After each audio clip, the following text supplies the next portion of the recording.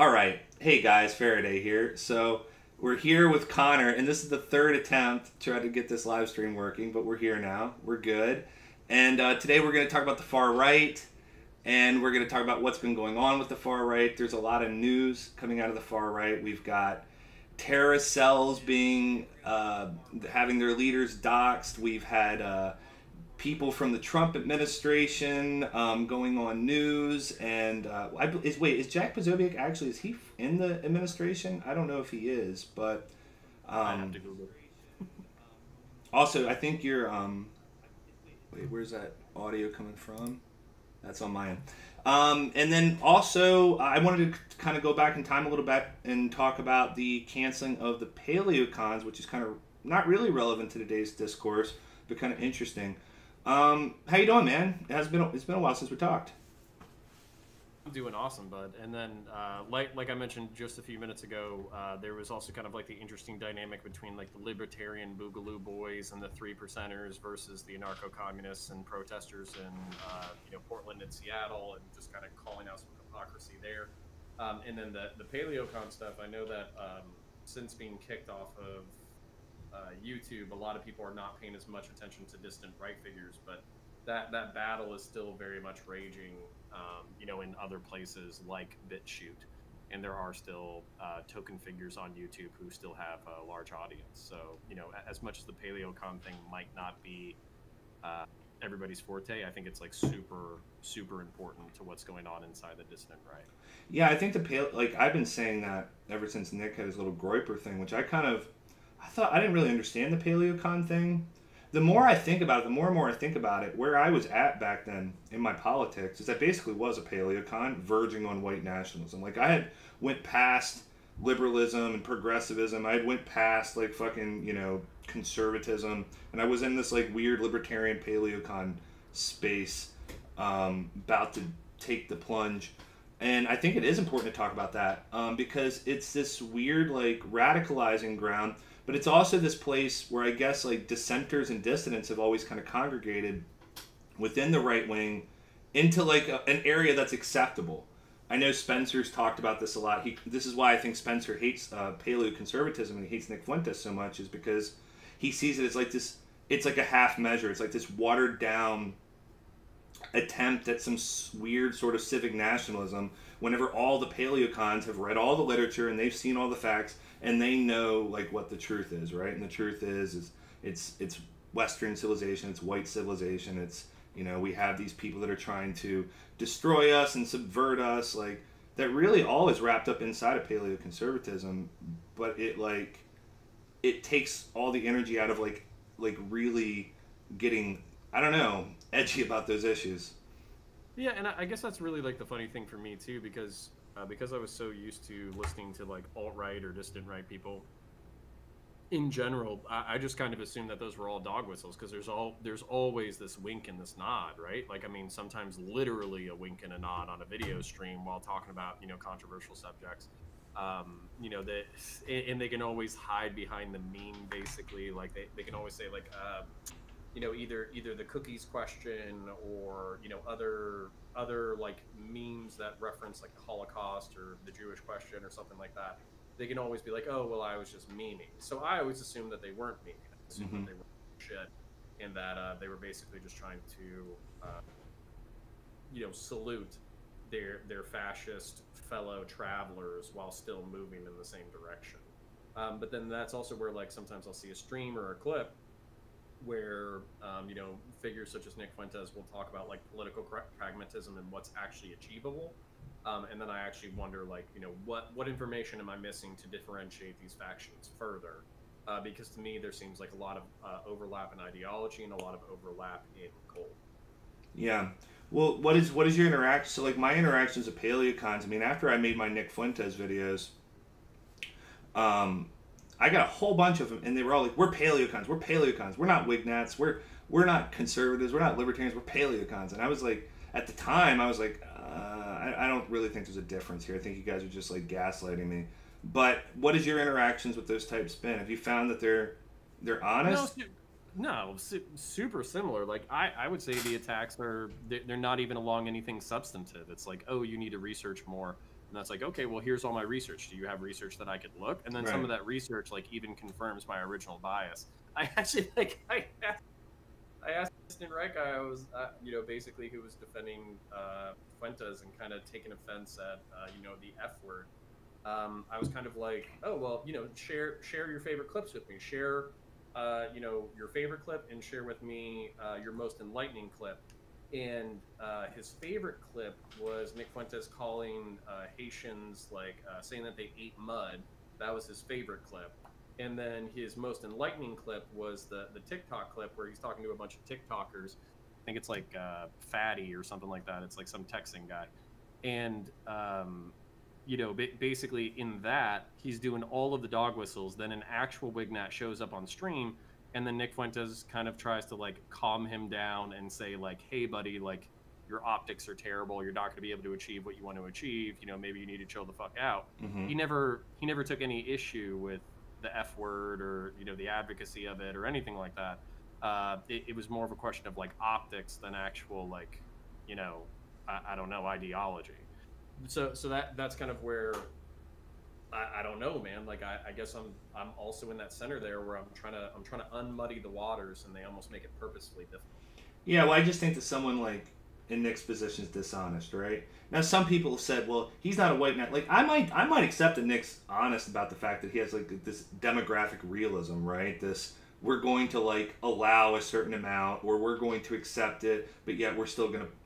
But like, I'm not gonna believe like when he's like, oh, I'm just joking about the Holocaust. I'm just joking about all this stuff. I'm just joking about all that stuff. It's like, no, no, no. This is ultimately why I don't like Nick. This is why I have no respect for Nick. And it's why I won't even talk to Nick. Like, at least I can look at Spencer. I can look at Woods. I can look at the rest of them, and I'm like, all right, well, they mean what they say. Like, they're honest about what they say. Like, they have despicable, horrible fucking views. But if I sit in a room with them, I'm not gonna have to like have the 2-hour argument to try to figure out what they actually believe. Like, my favorite clip of that was the amazing Lucas has Nick Fuentes on, and oh, by the way, man, you're getting told by chat to raise your volume. okay. Just want to, if you just pull that thing out towards you, should be good. What about now? Oh, that's Also, I can probably mess with my settings a little bit. But let's up this. And for anybody that doesn't know, what we're talking about is this phenomenon called the dissident right. And I almost don't like using the term because it's kind of a sexy term. Like, it's kind of like alt-right. Like, that's like, it sounds kind of cool. Like, you'd want to be in the dissident right. Like, why wouldn't you want to be in the dissident right? And so I don't really like the term, but I think it does explain it well because there is this, like, cohort, and they're not like a friendly cohort. Like, people should know that, like, people on the far right are constantly destroying each other, destroying each other's lives, all sorts of drama, doxing each other, like sending each other's information to the feds, like, but like within like this like weird, like there exists this weird cohort of people that they cannot exist inside the mainstream conservative party, so they can't go on Fox News, they can't like do whatever, but they're still right wing. Now, a lot of people would say that all those conservatives on Fox News are liberals and that these are like true reactionaries. I would probably tend to agree with that in general, but that's what we're talking about here. Is this weird like what most of the lefties in the chat would probably still be calling the alt right, which they think is a blanket term for the far right, but that's what we're talking about. I like dissident right because the reason why it keeps changing over and over again, right? So we had the alt right, alt light, which is like a minor faction within it, and then we had the ethno identitarians, and we have the paleo conservatives, and we have the national socialists, and we have all these like labels that often people intentionally and unintentionally conflate, including me as far as like unintentional conflation. But the dissident right, one, it's a catch-all, and two, I think it kind of captures the bullshit of it, which is that you constantly have to change definitions, you constantly have to change labels, you constantly have to move the ball whenever you're arguing with these people, and that's where I actually like dissident right, because it's close enough to alt-right that you can basically say like, hey, it's pretty much the same shit, guys. Like it's all it is a rebranding, it's a movement. some people are in sub factions that are a little bit different, but largely anybody who's comfortable with that term is going to be a fellow traveler with a lot of these off the beaten path ideologies. Right. Well, I mean, it's kind of like it's kind of like the anti-fascism, right? Like, how Mm-hmm. many people work together towards an anti-fascist goal? They're not all ideologically aligned, Yeah. and that's kind of how it is with these guys. They have an anti-leftist goal or an anti-communist goal or however you want to like put it. But yeah, so that would be the only way that they really have tie-in together because you got a big camp, right? You got your trad cath reactionaries putting out highbrow video essays. You got your Nick Fuentes paleo cons putting out shock jock material. Then you got like Spencer trying to build some like. Have you seen what Spencer's doing with his weird? There's this guy that he streams with Tyler Hamilton. That's like a master's in philosophy or political science or something. And they're Mm-hmm. doing this like show where they go through everybody that was in the Frankfurt School, like Heidegger and all them, and they're Mm-hmm. like trying to like take apart their ideas and then like synthesize them with fascism. It's like the most bizarre thing I've ever seen. Well, I saw an attempt or like a few clips of them basically saying like we need to appeal to lefties, we need to appeal to authoritarian lefties Mm-hmm. or lefties in general. Yeah. So I wouldn't be surprised if that's like this attempt to be more academic, this attempt to nationalize, more left leaning thought. I wouldn't be surprised if all of that was like the goal of that project. And it's going pretty well because Tyler's fucking smart. Like, Mhm. yeah, it's funny, and it kind of breaks your expectations too, right? Because you expect like, oh, some far right winger to go on and on about cultural Marxism, and then these guys are actually kind of like breaking it apart and being a bit honest about it, not doing the typical. Well, I don't know about honest, but they're not doing the typical conservative meme, right?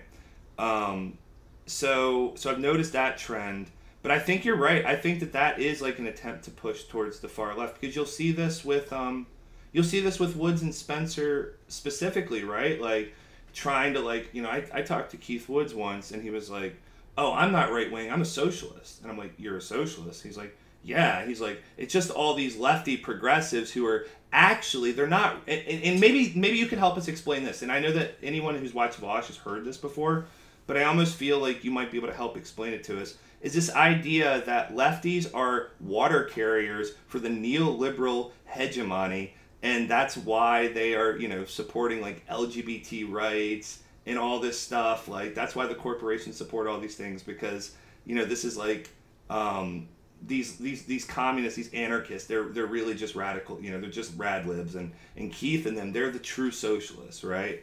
That they're the true nationalists and socialists.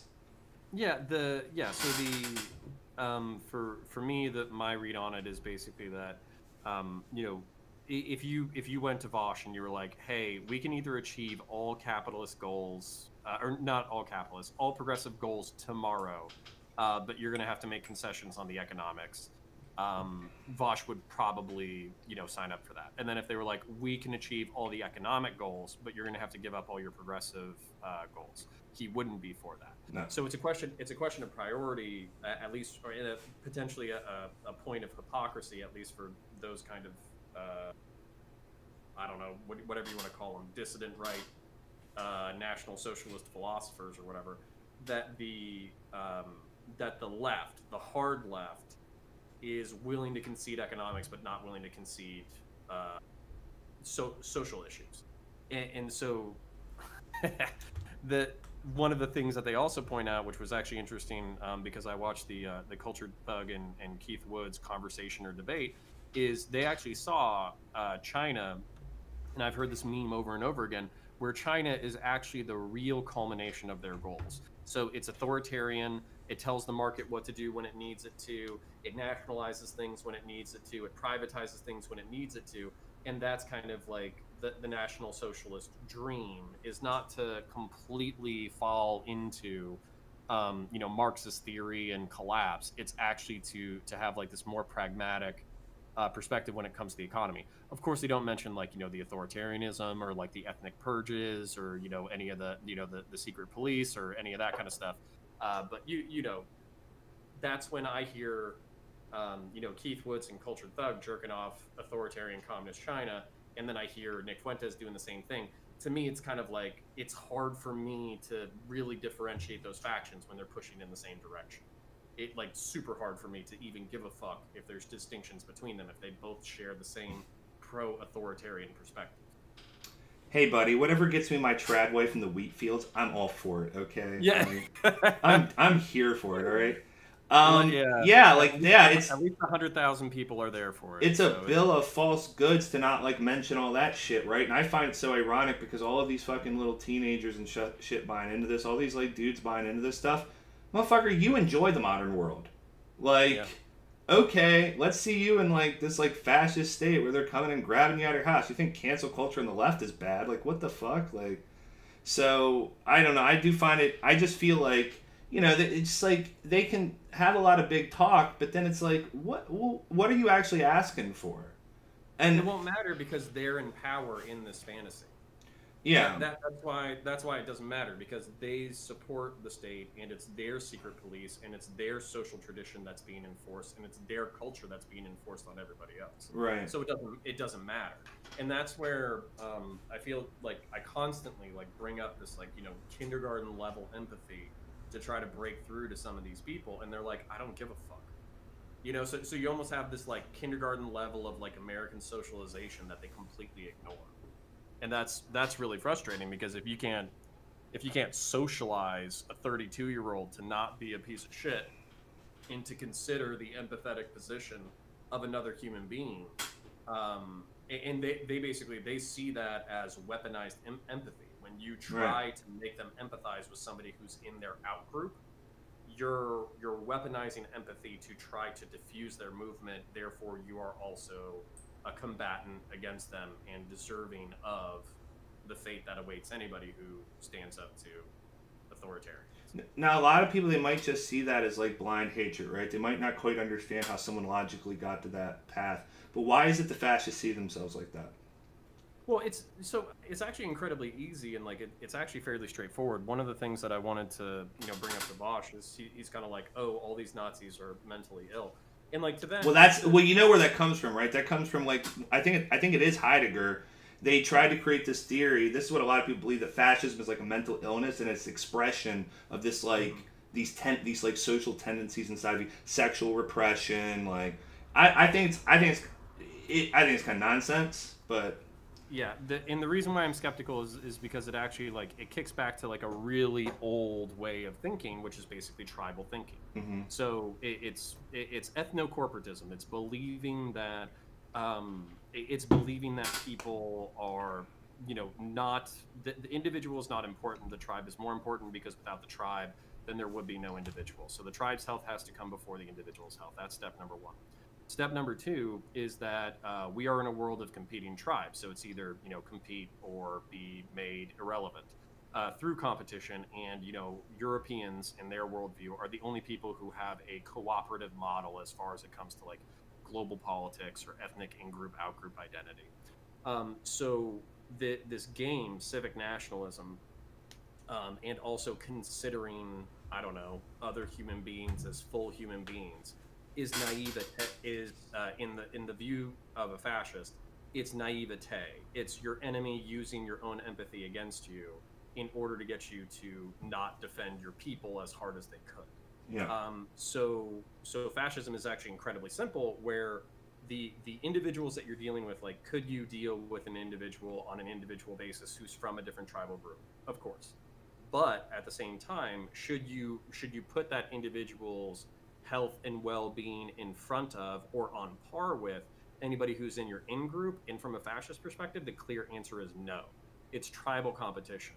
And this is where, like, one of the most frustrating things for me whenever I'm talking to unapologetic fascists is basically they all have this like very like pacifistic pitch to outsiders, where they're like, oh, well, just because we want our ethnic group, just because we want our country to stay, just using Keith Woods as an example, like, just because we want Ireland to stay all Irish doesn't mean that we want to inflict conflict on the rest of the world, which is potentially true. Like, Ireland has been a largely pacifistic nation throughout its history. However, that's also not how nations work. Nations bump into each other. They have geopolitical interests. They conflict with each other. So when you have divisions purely based off of ethnicity, and you reinforce that culturally, you're basically, I mean, just by sheer definition, by viewing the world as intertribal conflict, you're eventually going to fulfill that prophecy. So I don't believe in pacifistic fascism. You know, whatever that bullshit pitch is, I'm not buying. No, yeah, it's a ridiculous pitch. But that's what you got to do when you don't hold power, right? Like, I know you've read Mein Kampf. I've not read it yet, but I would love to go back into the the 30s or 20s and 30s and see, like, I really want to see, like, how they were selling their message and how they were selling themselves, how they saw themselves and how others saw them. They saw themselves as victims, 100%. Germany, in Hitler's mind, and also the German people in general, were victims of World War One. They're and like naivete is like a constant theme in fascist ideology, because anybody who doesn't believe what you believe is basically naive. It's not that they're bad people; they're just naive and they're being taken advantage of. So me, being a civic nationalist, it's not that I'm like stupid or evil or cruel. It's just that I'm childishly naive to believe that interethnic conflict is not inevitable. And so, also, like, so using World War One as kind of like a justification for how the German people were victimized. He uses that to create this narrative of, we were once great, the world fucked us over. The world didn't fuck us over because we were stupid. The world fucked us over because we are more principled and actually technically better than everybody else. The natural empathy of the white man argument. Right. So, well, in because not just empathy, but yeah, like you said, principles and. Yeah, no, it was inter-European conflict. Like, one of Hitler's arguments was that they were allied with Austria, and Austria sucked them into the war. But if Germany had likewise been the root cause of World War One, then Austria would not have honored its alliance with Germany. So it's this argument that the German people are specifically principled, specifically on a higher level than everybody else, but they were taken advantage of and destroyed. Therefore, in order for us to actually compete on the world stage again, we have to reclaim our rightful place as victors, as powerful people, as organized people. And just to tangent a little bit further before I shut up, that was actually Cultured Thug's pitch during the Keith Woods interview, was that basically, like, he was raised to believe that Hitler was like a monomaniacal Saturday morning cartoon villain. So when he read Mein Kampf and found out that, Hitler was a human being with human aspirations and human goals, he basically, that's what sent him down the rabbit hole of Nazi ideology is, well, I was lied to about who Hitler was. What else is bullshit? Mm-hmm. And that's kind of like, that fucks with me, because I'm like, just because somebody has human motivations for doing evil shit doesn't mean that they didn't do evil shit. And that's where I'm really worried about that pitch being attractive to a lot of dumb people who don't know how to research. Yeah. The Distributist popped up in chat. I figured he would come on the stream. Hi, Dave. He says he wants you to stop misrepresenting him. He says he talked this with you a month ago. Do you have any? Do you draw a distinction between? So since he's here now, just I won't subtweet. Do you draw a distinction between the reactionary tradcast sphere and the fascists? Because I put Nick right in with Woods and them. Like, they might not like each other, mm-hmm. but I don't see much of a difference. And we'll go through the Paleocon article here and see if there is a difference. But would you draw a distinction between the tradcasts, like these kind of neo-reactionaries? Well, I want to find it out, to be honest. And that was the other thing. So, like, I don't know if he's talking about you or if he's talking about me. No, he's talking about you. Talking about me. Okay, so walk me through this. So we can have another conversation, private or public. I don't really care. But during that conversation, it seemed like, one, my motivations were always suspect. So when I was asking a straightforward question, I wasn't necessarily getting a straightforward answer. And then number two, basically, like, he would walk me through a series of logical steps where he's like, do you see how this could be true? And I was like, yeah. And he's like, do you see how this could be true? And I was like, yeah. And then, do you see how this could be true? Yeah. And then he's like, okay, therefore conclusion. And so I tried to inject some nuance and possibility into these, variables that added up to a logical conclusion. It's not that I didn't see that the conclusions were necessarily logical. It's that I didn't agree with the solution based off of the variables that were being input. So that's actually one of those frustrating things where like this has happened before, and it's not just with the distributists or with other. It's also with a whole bunch of other distant right people. They're like, "Do you see this variable?" I'm like, yeah. Do you see this variable? Yeah. Therefore, this outcome. And it's like, no, bro. There's a lot of things informing that variable. There's a lot of things informing this variable, and just because I see these two variables as potentially true doesn't necessarily mean I automatically agree with your solution. So walk me down an example. Um, Or give me an example to pitch to you, and I'll play the other side. okay. I'll try at least. All right. So on average, XYZ study says that during the European medieval age, 1% of Europeans were executed for felony criminal offenses. Leading up into the 20th century, we have seen a drop in crime. As a result, it is clear that one of the primary influencers of Western and European criminality and the drop in crime is actually genetic manipulation and not environmental factors. That's a verbatim dissident right argument that was made to me just last week. And it's like, okay, bro, so like you're talking about the shift, and let me inject my nuance. So let's separate characters. That was the pitch that I got. This would be my rebuttal. My rebuttal would be very clearly the shift from, agricultural feudalism to the Industrial Revolution to the modern age has had massive environmental factors. Not only that, but we are probably not the only, society that has executed our criminals. So to pin all of American drop in criminality in the 20th century in the Western world on pure genetics is kind of a dipshit argument. And there's so many other factors that go into this that it's mind-bogglingly complex.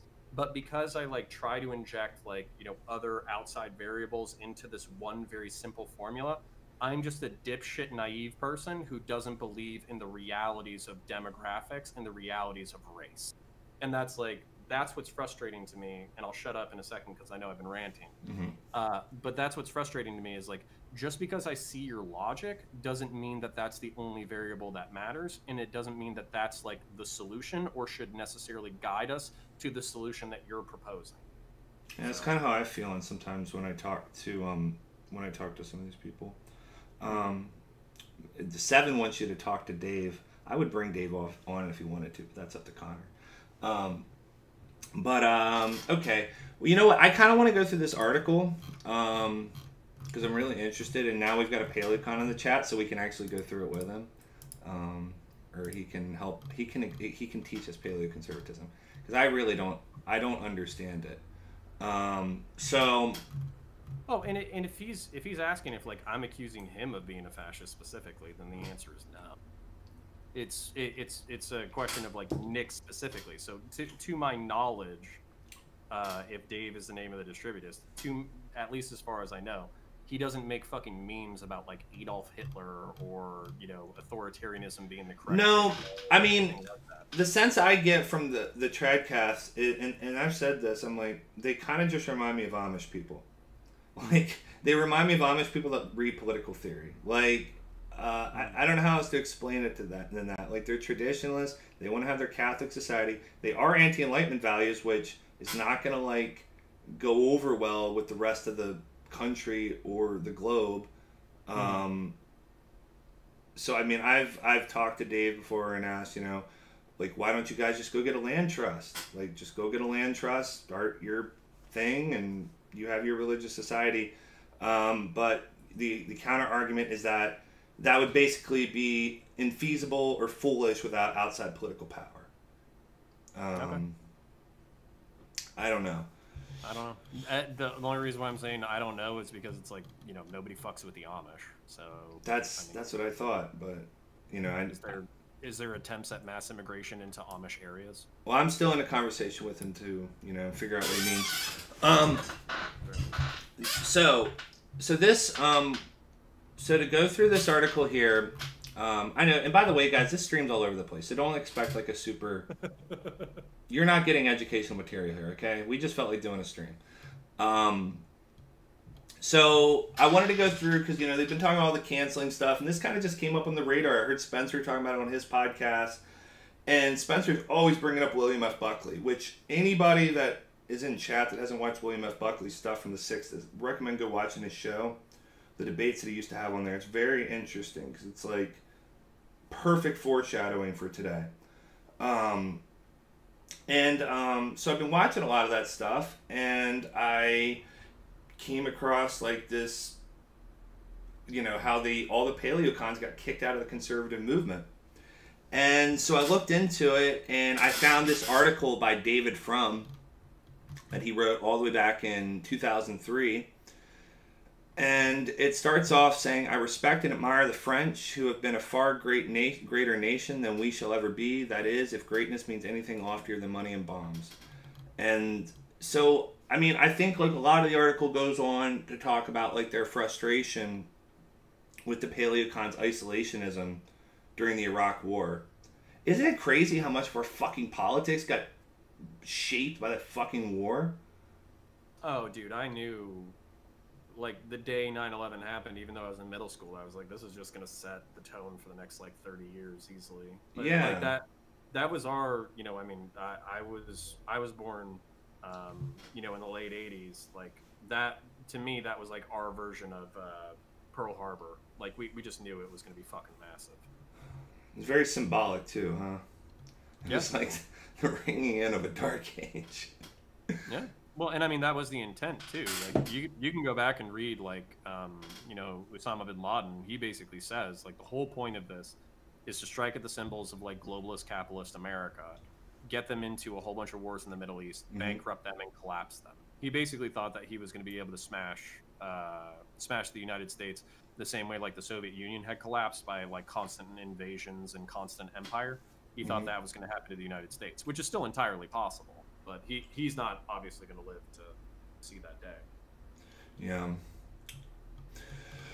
So it goes on in the article down here. I'm not going to read all this stuff. It just talks about how the anti-war conservatives have gone too far, blah, blah, blah.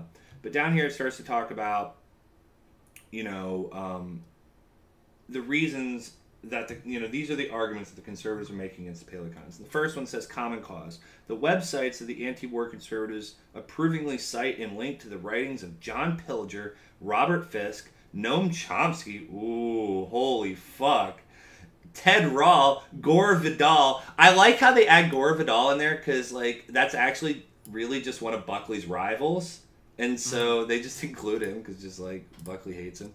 Well, he is kind of like Gore Vidal was like this kind of like he was like this like super hedonistic figure in the 60s, right? He was like ringing in that sort of liberal culture. Alexander Cockburn and other anti-Americans in the far left. So right out the gate, they're like, I get this, right? Like I get why. Actually, I see it already. Why Spencer's comparing this tactic to left-wing tactics, right? Because it's like, well, you're friends with that person, or you closely associate with that person, or you repeat that person, and so therefore, get rid of them, boys. Like, I can see that. Next up, terror denial. In his column of December 26, 2002, Robert Novak attacked Condoleezza Rice for citing Hezbollah instead of Al-Qaeda as the world's most dangerous terrorist organization. In truth, Hezbollah is the world's most dangerous terror organization from Israel's standpoint. While viciously anti-American in rhetoric, the Lebanon-based Hezbollah is focused on the destruction of Israel. Outside this fight against Israel, we have done nothing. Sheikh Hassan Nasrallah, the organization's Secretary General, said in a recent New York Times interview, the Sheikh did not say, and Novak did not bother to add, that Hezbollah twice bombed the U.S. Embassy in Beirut, murdering more than 60 people, and drove a suicide bomb into Marine barracks in October 1983, killing 241 servicemen. Yeah. Well, and so that's like, this brings up this whole question of like American empire, is this something that we have to do? Do we have to be the world police? I have plenty of rhetorical excuses for it. You could see that as like me being brought up with the propaganda, or you could see it as me researching it. It's like entirely. But the point being, like, Is American identity wrapped up in empire? Is American identity wrapped up in global capitalism? Is American identity wrapped up in military might? Is American identity wrapped up in world policing? And my answer across the board is probably yes. And then that's this other thing too, just to briefly touch on this, like the, watching dissident right folks talk about the wars for Israel. They will cite, for instance, like you bringing up in that article, that like Hezbollah is a bigger threat to Israel than it is to the United States. Why do we give a fuck about, Hezbollah? But it's this, is that just the state of Israel controlling American politics?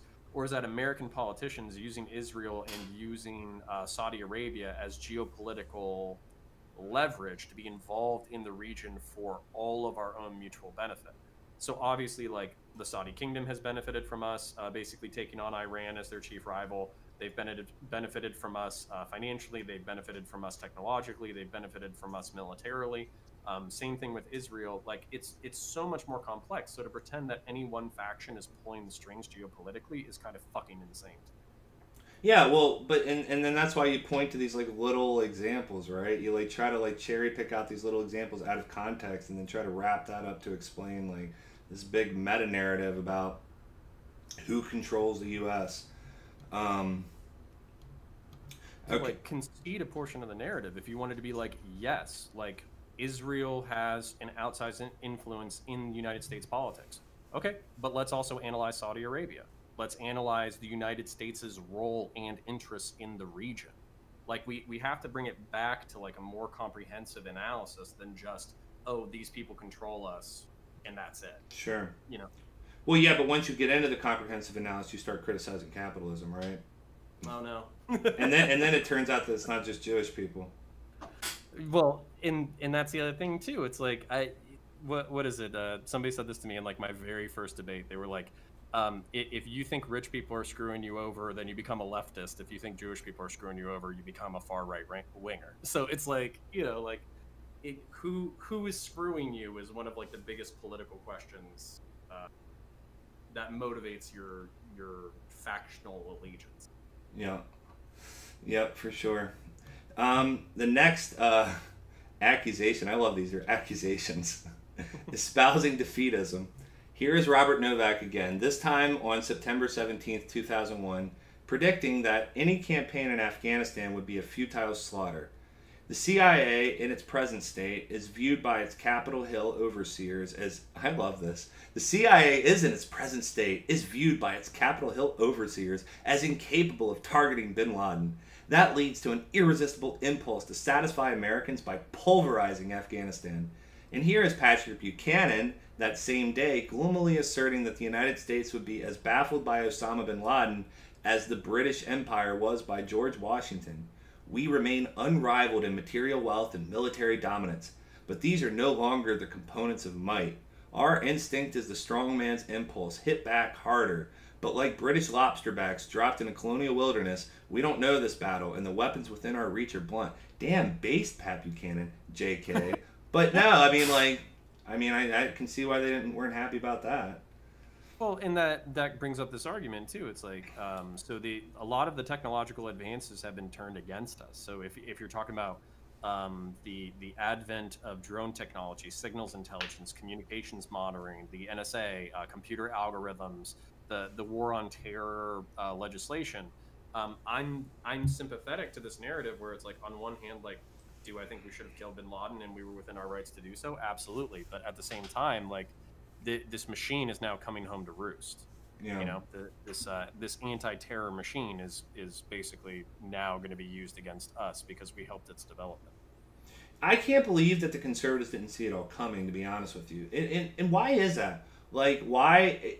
I don't want to hear, like, I'm not going to, I don't want to hear that, oh, well, they did it for money. Like, no. Like, conservatives had an ideological, like, look at the Vietnam War. You go back and look at that. They weren't there to get money. They had an ideological investment in that war.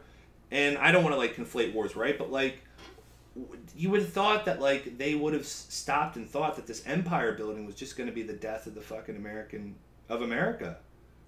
Well, but you have to contextualize the empire. So this is one of the things that I kind of saw, because one of the things that really frustrated me when I was actually in the military was people basically saying that we were going to there for oil, and I was like, how are we going there for oil? We're not profiting from it. We're spending trillions of dollars. We're not like seizing the oil fields and printing it for ourselves, or using it for ourselves. How are we benefiting from invading Iraq? And then what I kind of realized, also through analyzing the contractors that we use in Iraq, it's not specifically about the nation benefiting. Like, it's not about the United States of America. It's not about you. It's not about me. It's about the families and the oligarchs that can run these high level corporations like Halliburton, KBR, all that kind of stuff. Sure. And basically doing a wealth transfer from the American public into these like super corporations that then have the ability to profit from worldwide commerce. You as a citizen and I as a citizen, we benefit from that. We get cars, we have cheap access to petroleum, we get high technology, we get, designer consumer goods. But at the end of the day, all of the logistical heavy lifting is about wealth transfers from basically the public and the private sector to mega corporations. And like I don't necessarily like, I see that as a double-edged sword, because that's a leftist argument, right? The leftist argument is that we're run by mega corporations, and whenever you see anything on the world stage, that's what's going on. Right. But we are all the beneficiaries of mega corporations.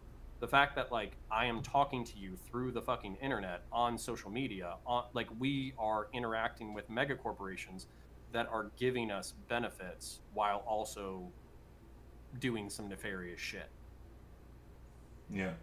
But do you believe that the sort of that, I mean, I can understand that narrative, right? But do you believe that the sort of people that they get to do their bidding, the jackboots, right? The Dick Cheneys and the Donald Rumsfelds and all them.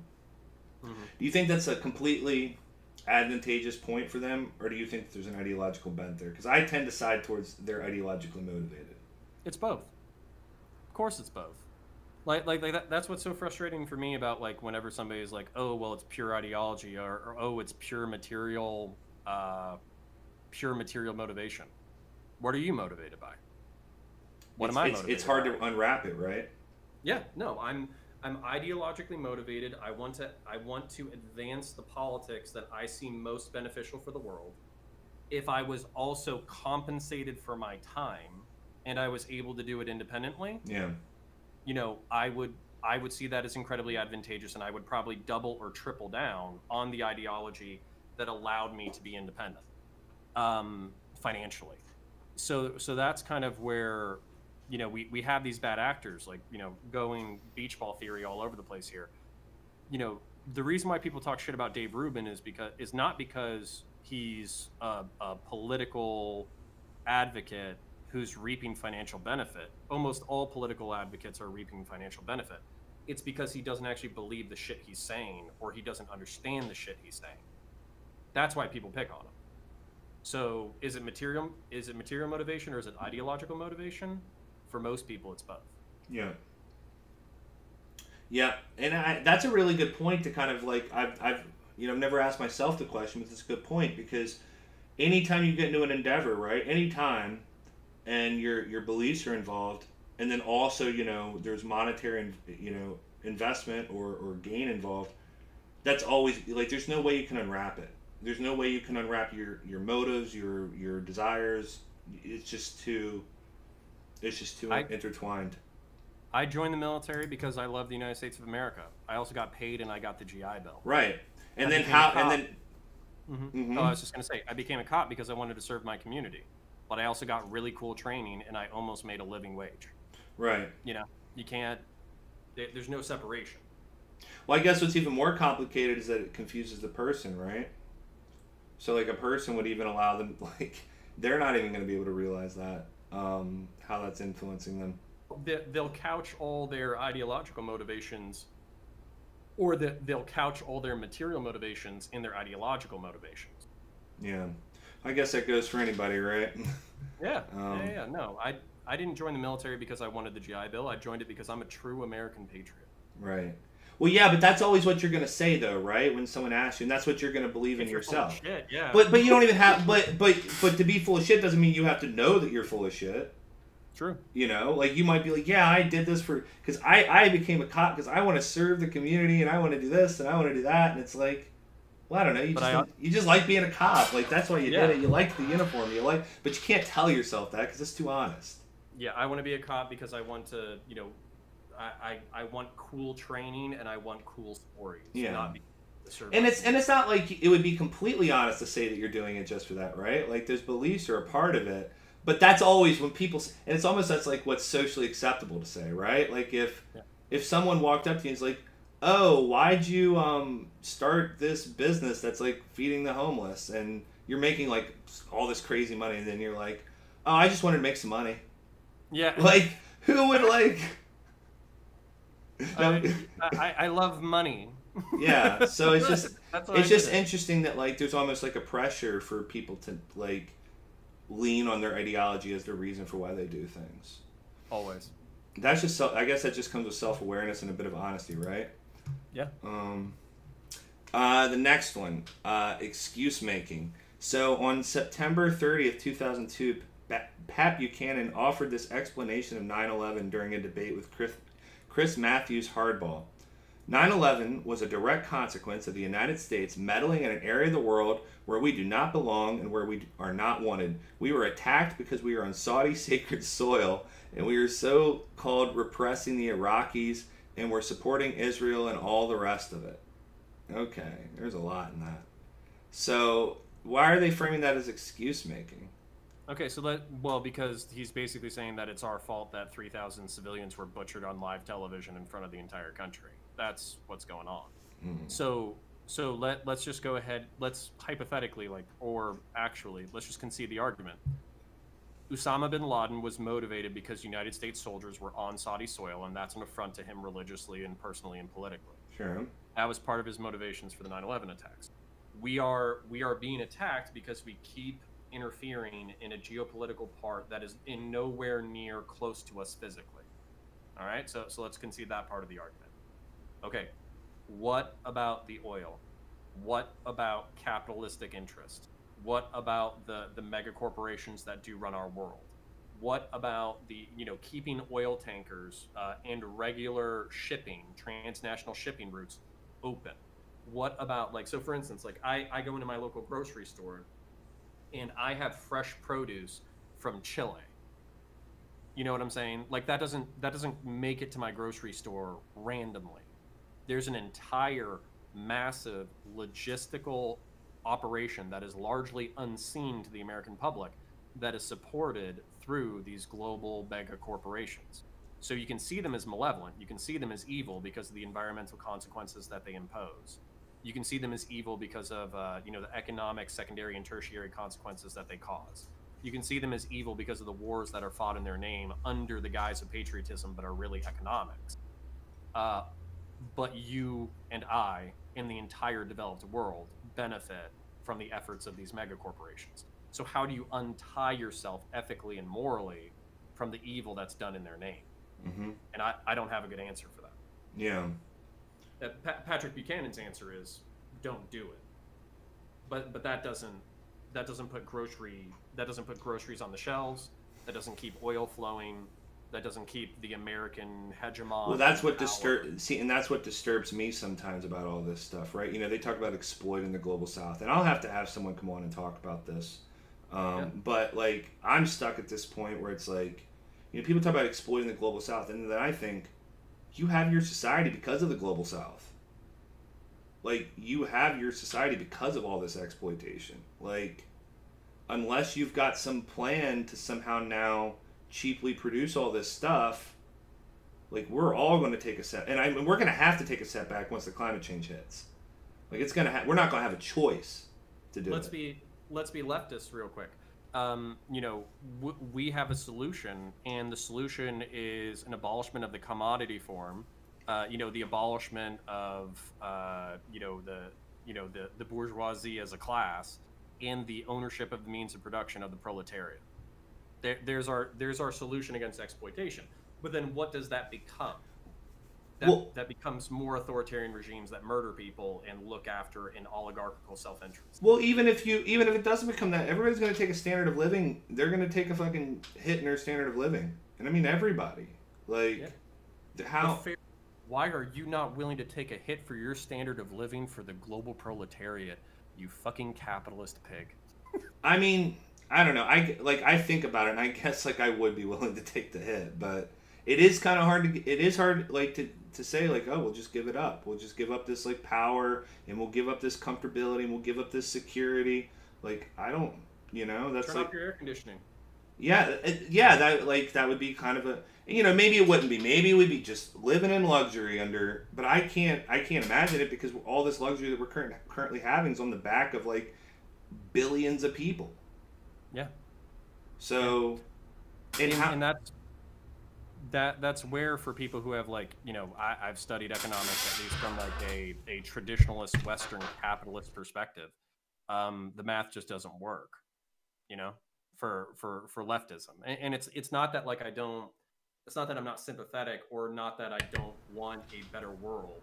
I don't want people, basically digging into coal mines, or like digging into rare stone mines in Africa with like a shovel, and for those workers to be 11 years old. That's not what I want.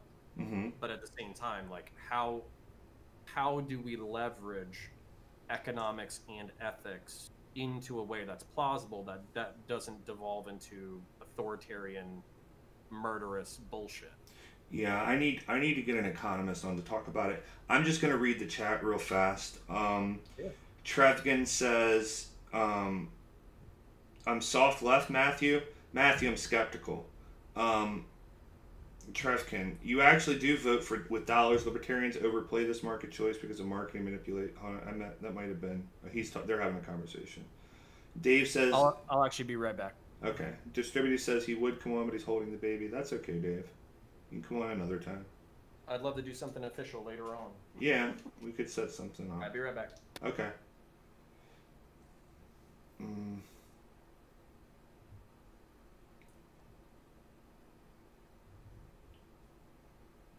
Okay. Fire Rises, are you still there, buddy? Are you still watching? Did you click off the next channel?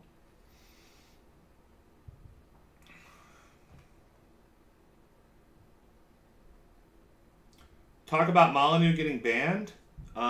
It's awesome.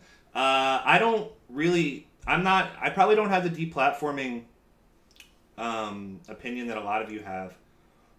I don't think that we should just deplatform everybody. I mean, obviously, a lot of people for sure. Spencer, I don't really care.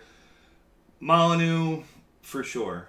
Like, people like that. And my deplatforming position is basically this. Like, you can get rid of people, but they're going to cycle somewhere else. They're going to. That doesn't mean we leave them on the platform, right? That doesn't mean, oh, well, now you got to let some Nazi spew their crap. But you're not killing a movement when you deplatform people. Like, as we're reading through this article right now, the conservatives tried to get rid of the paleocons. And what are you looking at on DLive every single night now, getting record high numbers? You're seeing Nick Fuentes promoting paleoconservatism. So, taking away their platform, taking away all that power, it didn't do anything. The idea doesn't die. Just like when we go bomb terrorists in another country, you haven't got rid of the idea. So, deplatform might be a part of it. You have to be thinking about other avenues, right? You can't just run around with a hammer everywhere. So I'm usually pretty critical on deplatforming discourse. But with Molyneux, I don't care. Because Molyneux, my concern with Molyneux isn't really even his ideology. There's a million people out there selling some weird, watered-down version of white nationalism. My problem with Molyneux is he's... Okay, now I'm going to get into my opinions here, right? My opinion is that Molyneux is incredibly manipulative. He is incredibly destructive. He tears people away from their families and their friends. He takes people and fills their head with this sort of like narrative and this like worldview that no one can measure up to. Allegedly, he's just a cult leader. And he's done incredible damage to me. He's done incredible damage to a bunch of other people, you know. And I don't know if we read the letters, but maybe one day we'll read letters from parents whose kids defected from them because of Molyneux. And so in that sense, I don't, getting rid of Molyneux, it's going to kill his career. It's going to suck away all his funding, and he won't be able to promote his movement anymore. It's not going to. So, in that case, I was very, very happy that that happened. That was a long time coming. Like, YouTube should not be allowing, like, would YouTube allow Charles Manson to be on YouTube, like, bringing in volunteers? No. So I don't know why they were allowing Molyneux for so long. Hi, Boston Taylor. And I am back. I'm just going to leave the camera off for a second while I roll out a shoulder. Okie doke.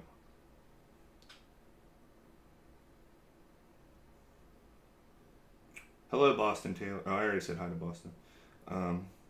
Did Spencer lose his channel? Yeah, Spencer's not on YouTube anymore. He's on a different platform now. Yeah, Matthew, it works against careers. No, like, it'll hurt those people from being able to pull... Like, obviously, they don't have access to a YouTube algorithm. But something interesting I've been watching is how... You deplatform these people, right? And then they all go to BitChute. And they all go to... What's this new one? Storyfire. When you go on to these apps like Storyfire... and you flip through, the top names that you're seeing are these personalities that get deplatformed. But you know who else you're seeing in those top names? You're seeing all the top comedians from YouTube. And so all those top comedians on YouTube, the ones that'll never get deplatformed because their content doesn't break to us, they're not Nazis, they're not even political. People like, whatever, I know it's a controversial name now, but Shane Dawson. Say Shane Dawson moves over to BitChute and starts uploading. Well, his audience is going to migrate over there to some degree. And maybe not BitChute, but the Storyfire thing for sure. And so what are you doing? Are you really getting rid of anybody? Or have you just funneled like a crowd of people over to a website where the front page has like QAnon and anti-Semitic conspiracy theories? Like, we're not talking about, right-wingers we disagree with. We're not talking about reactionaries. We're talking about like Nazis. And so that's a bit of a concern I have. And yeah, and even in the academic space, it's debated. But the long story short, like, I don't care that Molyneux got banned. Like, the guy is a grifter and a con artist. Okay, I'm done with my Molyneux rant. If you wanna pipe back in, Connor. The interesting thing too. So. Oh, hold on, real quick. I just want to answer something. Why the comedians are on those platforms? Because those platforms are new and profitable. Like, comedians, if you're a content creator, you're always looking for new ways to sell your content. And now some people might not go to BitChute, like I said, but Storyfire for sure, or like some little app like that. Like, why wouldn't they? So, and then those platforms are incentivized to want to do that because they're competing with these bigger markets, and so they're willing to take on risks that the bigger markets won't take on. And so you're just getting an exchange. Everything's just getting exchanged. And it might get scaled down to some degree, but you haven't eliminated it. It's still there. Well, Nick's on DLive still, as far as I know. Well, he's successful on DLive. Yeah, well, and that's what I was going to say is I'm pretty sure he's actually, like, at least I saw this on a stream once. I think he actually talked to, like, the DLive people, and they were like, hey, don't openly do JQ shit, and also have your mods, basically, like, banning JQ shit in the chat, and we'll, I don't want to say look the other way, but basically we'll tolerate it. And that's kind of like literally like in streams he's had to like break midstream to be like, hey guys, chill out with the fucking JQ shit because you're gonna get us banned or whatever. But yeah, he can still whistle all fucking day. And see, that even shows you that DLive's willing to clean themselves up to a certain degree too, right? But it's pretty loose. It is, but you know what I'm saying? Like, it just shows you that, like, even these platforms are, like, willing to... So, I don't know, I just... And another thing people don't understand is, like, Nick's never going anywhere. Like, the dude's smart. That guy's gonna be... he's either gonna be running for president in... God like, damn it. I'm gonna be... in 2042... He's going to be running for president of either the Republican Party or an offshoot, like, libertarian-esque level party. Guaranteed. Dude, guaranteed. All his shit, all his answers, everything he's doing, he's basically talking about, like, long-term politics. Dude, I will take Keith Woods as a foe, okay? I'll take that dude as a foe. But are you telling me I got to fight Nick for the rest of my life? Yes. Absolutely. Nick is not going anywhere. Ugh. Telling you. Well, he's good at getting attention, right? So, like, you get deplatformed from YouTube, and what do you do? He's like, well, we'll do shit at IRL. Or, you know, like, he gets deplatformed from TikTok, and he's like, well, what are we going to do? Well, we'll just keep making accounts. Dude, he was pulling in, like, he'd make a new account, have 1,000 on the live stream immediately. Like, that's a dedicated audience. So, I know we talk a lot of shit, but, you know, he did a college event basically telling young black students that they were like demographically inferior and doomed to poverty. Like that's he started off like super soft, super slow, did like this entire like speech leading up where like they're all like agreeing with him on like descriptive problems and economic problems and all that kind of stuff. And then he transitioned into his actual platform, and they were like, "Whoa, what the fuck?" Like, so, you know, he at least has the nutsack to risk getting his ass kicked in person. So I find that, you know, you can hate him, but that's ballsy at least. I like how he was. I was watching a stream where he was at a Black Lives Matter protest. And by the way, he was such a bitch at that protest. He was like, I don't know if we want to go over there. That looks a little dangerous. And it was just like some protesters like standing there. And so he's like walking around with his buddies, like nervously laughing as he like thinks that the blacks are going to come get him.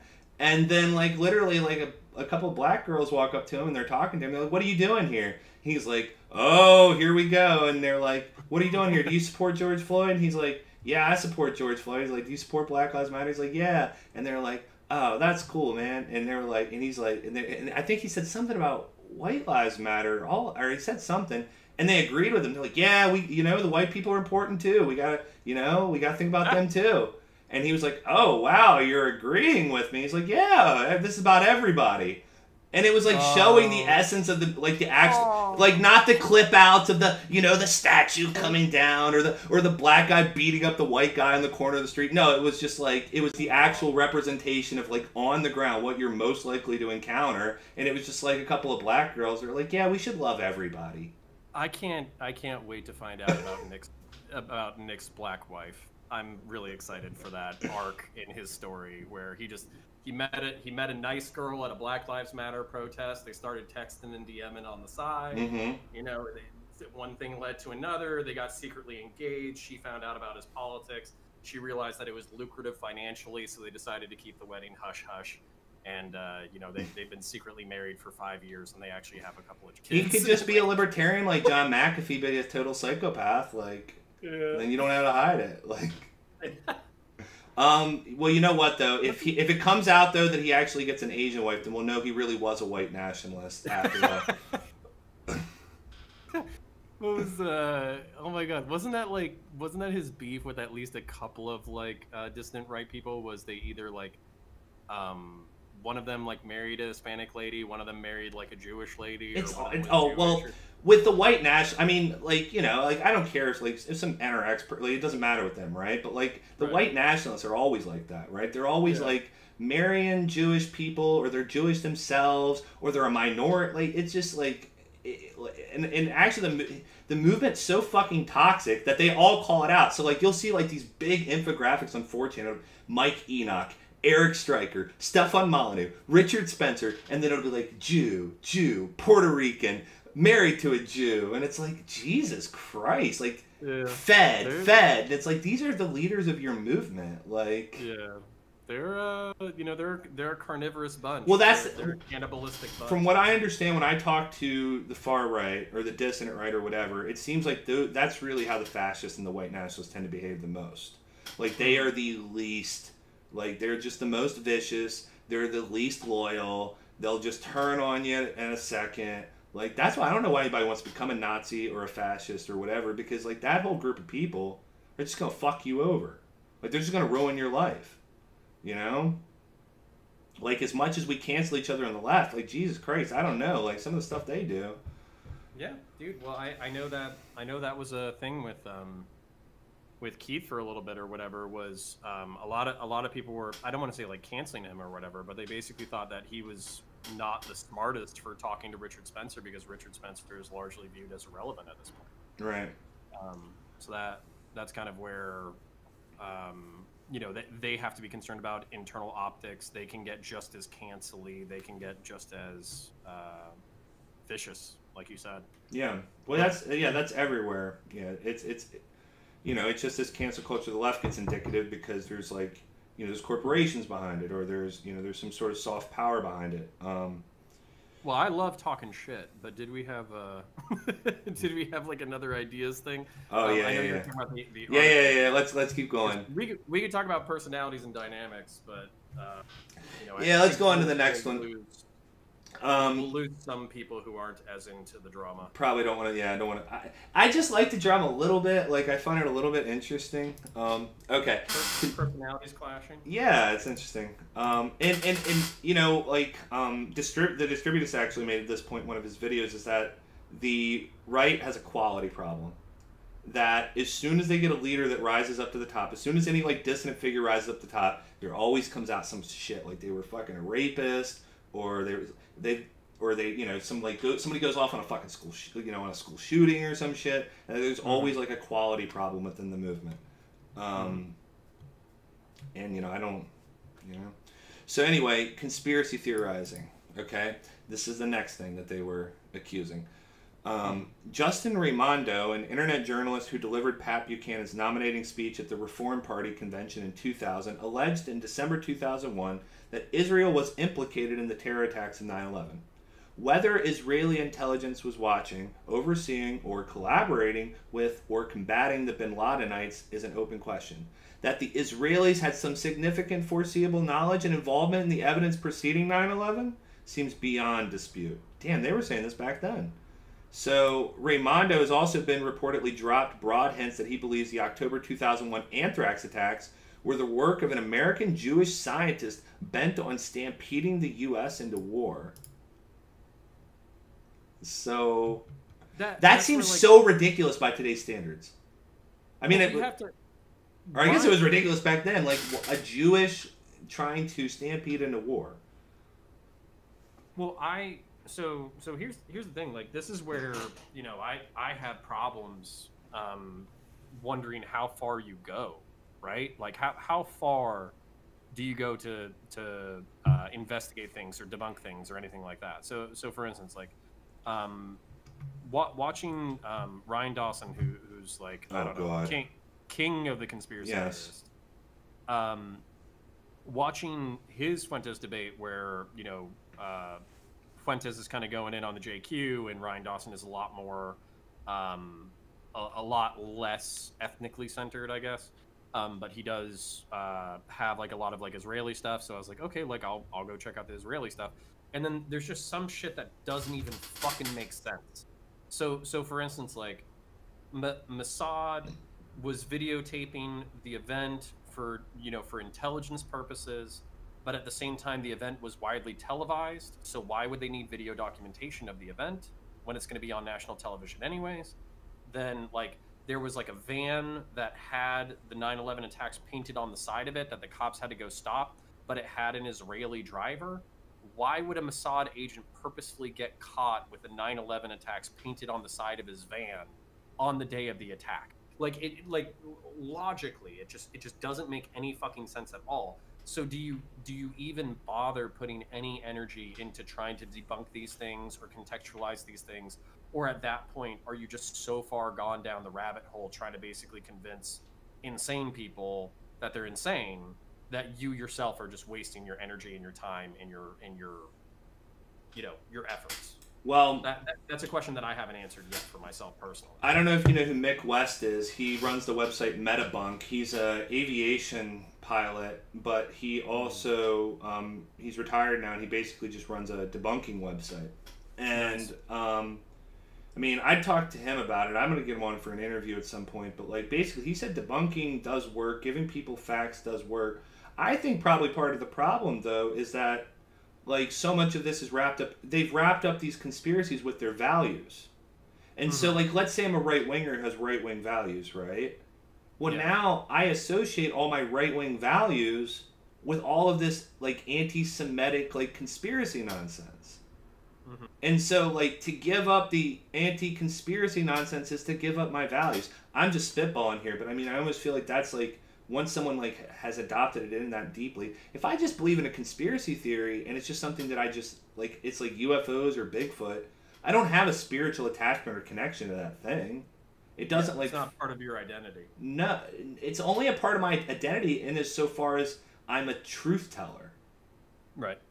you Well, know? and that's actually really interesting, and that's where I've kind of consistently brought this up on my streams too. It's like I feel like since religion has kind of fallen by the wayside and secularization has been such a powerful and eroding force within our culture without like a ready replacement for religion, a lot of people who were taking the previous energy that they were sticking into the church and sticking into religion specifically, they are now dumping it into politics.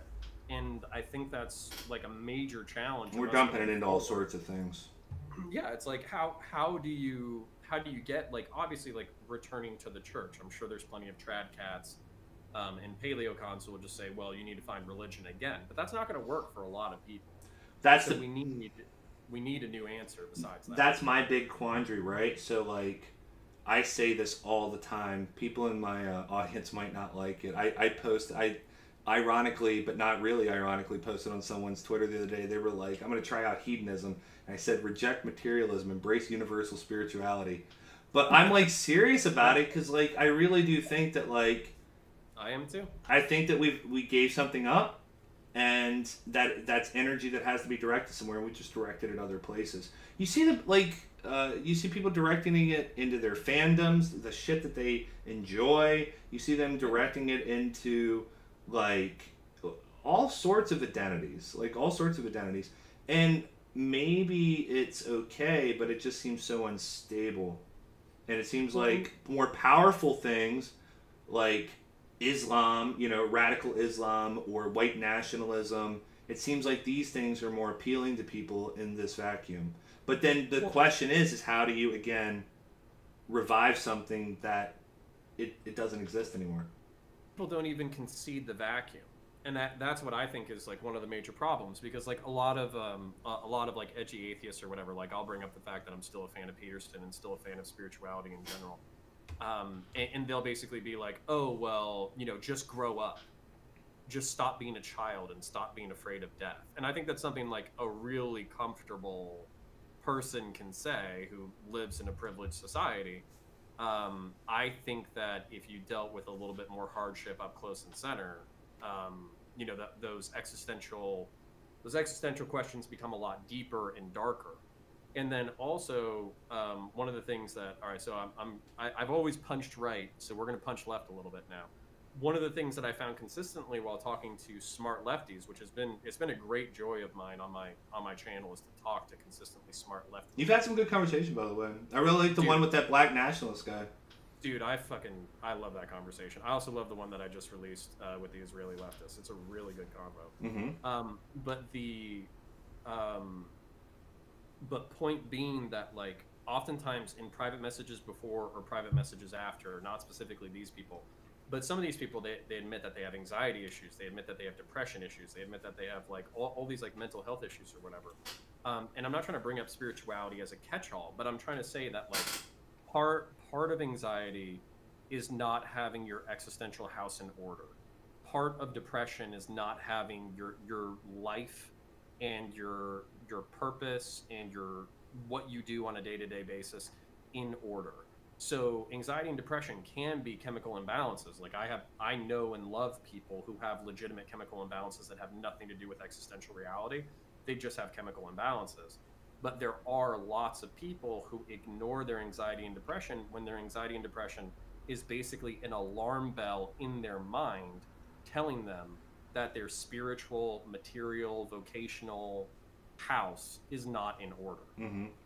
So that's where I think ignoring that is a self-fulfilling prophecy of negativity. I think we have to contend with it, right? Like that doesn't mean like I don't like the reactionaries. Obviously, they're like, well, we have to we have to somehow either go backwards or somehow revive this thing in some new way, right? Yeah, I we don't have to think. become authoritarian Catholics. Well, All why back in the kitchen. that's always the sense that I get out of it, because it seems like if you're going, I mean, I don't see how you do it with liberalism.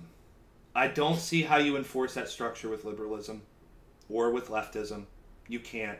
And this is what I almost want to say to the conservatives sometimes is like, your values are being destroyed because you don't actually fight for them. Like, you're liberal. Like, you accepting those principles, like it logically leads to those principles going away. If you, like, for example, libertarians fighting for freedom and liberty.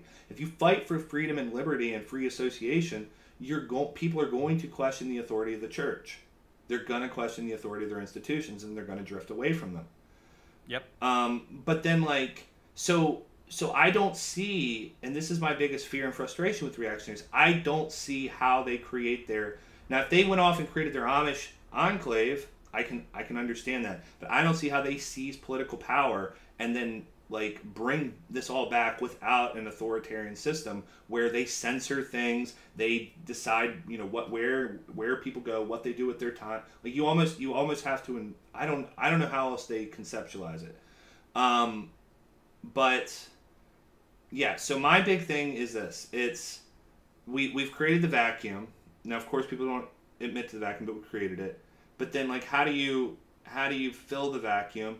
And then how do you fill a vacuum with a story that everybody is involved in? How do you fill the vacuum with a story that grants people their freedom and their autonomy?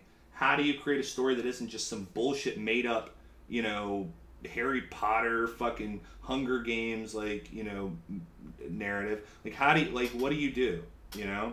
And then like, the people don't realize it's not just the benefits that it brings you internally, spirituality, right? It's not just that, but it's also the external things that are happening too. It creates a community, it creates common cause, it brings everybody together. And I think with your point with the depression and anxiety, it's not just that it, like, gives you some comfort and some purpose and a forward thinking, you know, attitude, but you're in a church with your family. Like, I grew up in that community. I grew up in a place like that, right? Like, we went to picnics and church things and, like, all sorts of stuff. I have tons of complaints about it, again, but there was a community, which, when we're atomized individuals in our little nuclear families, that's done away with.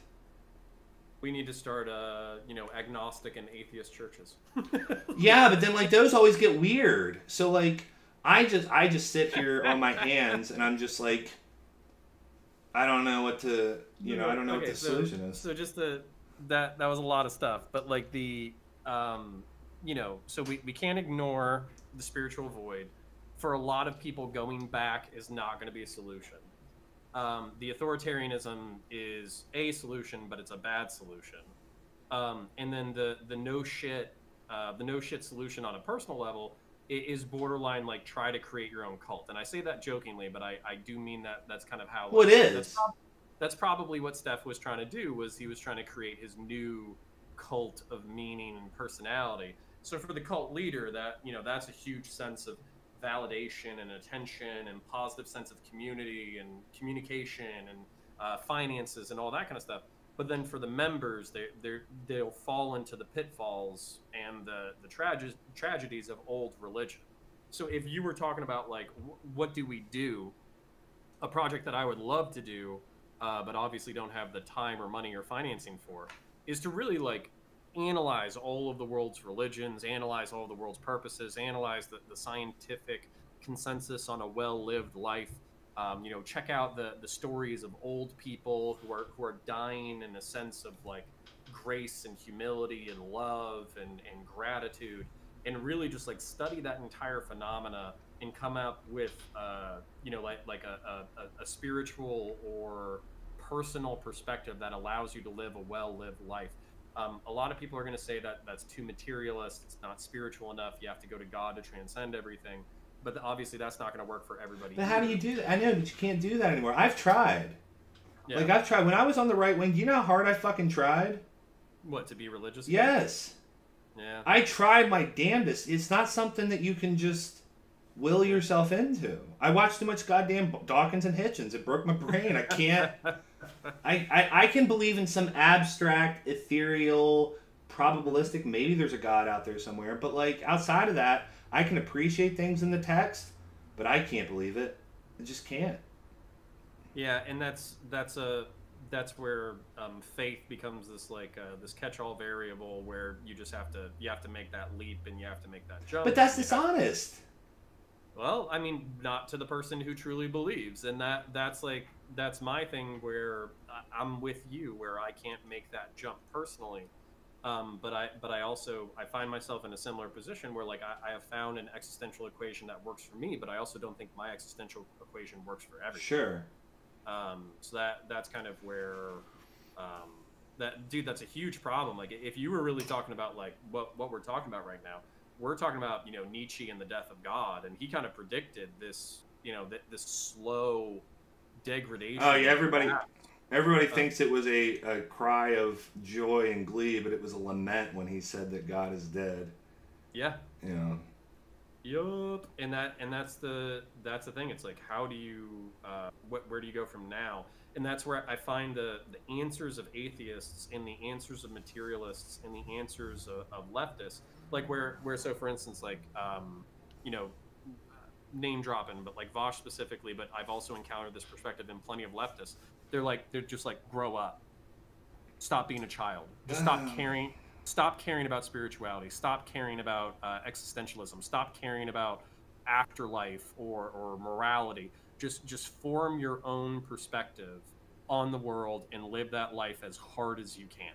Just be stronger. And that just doesn't work for so many people. No. And that's like, the depression and anxiety that so many like materialists talk about.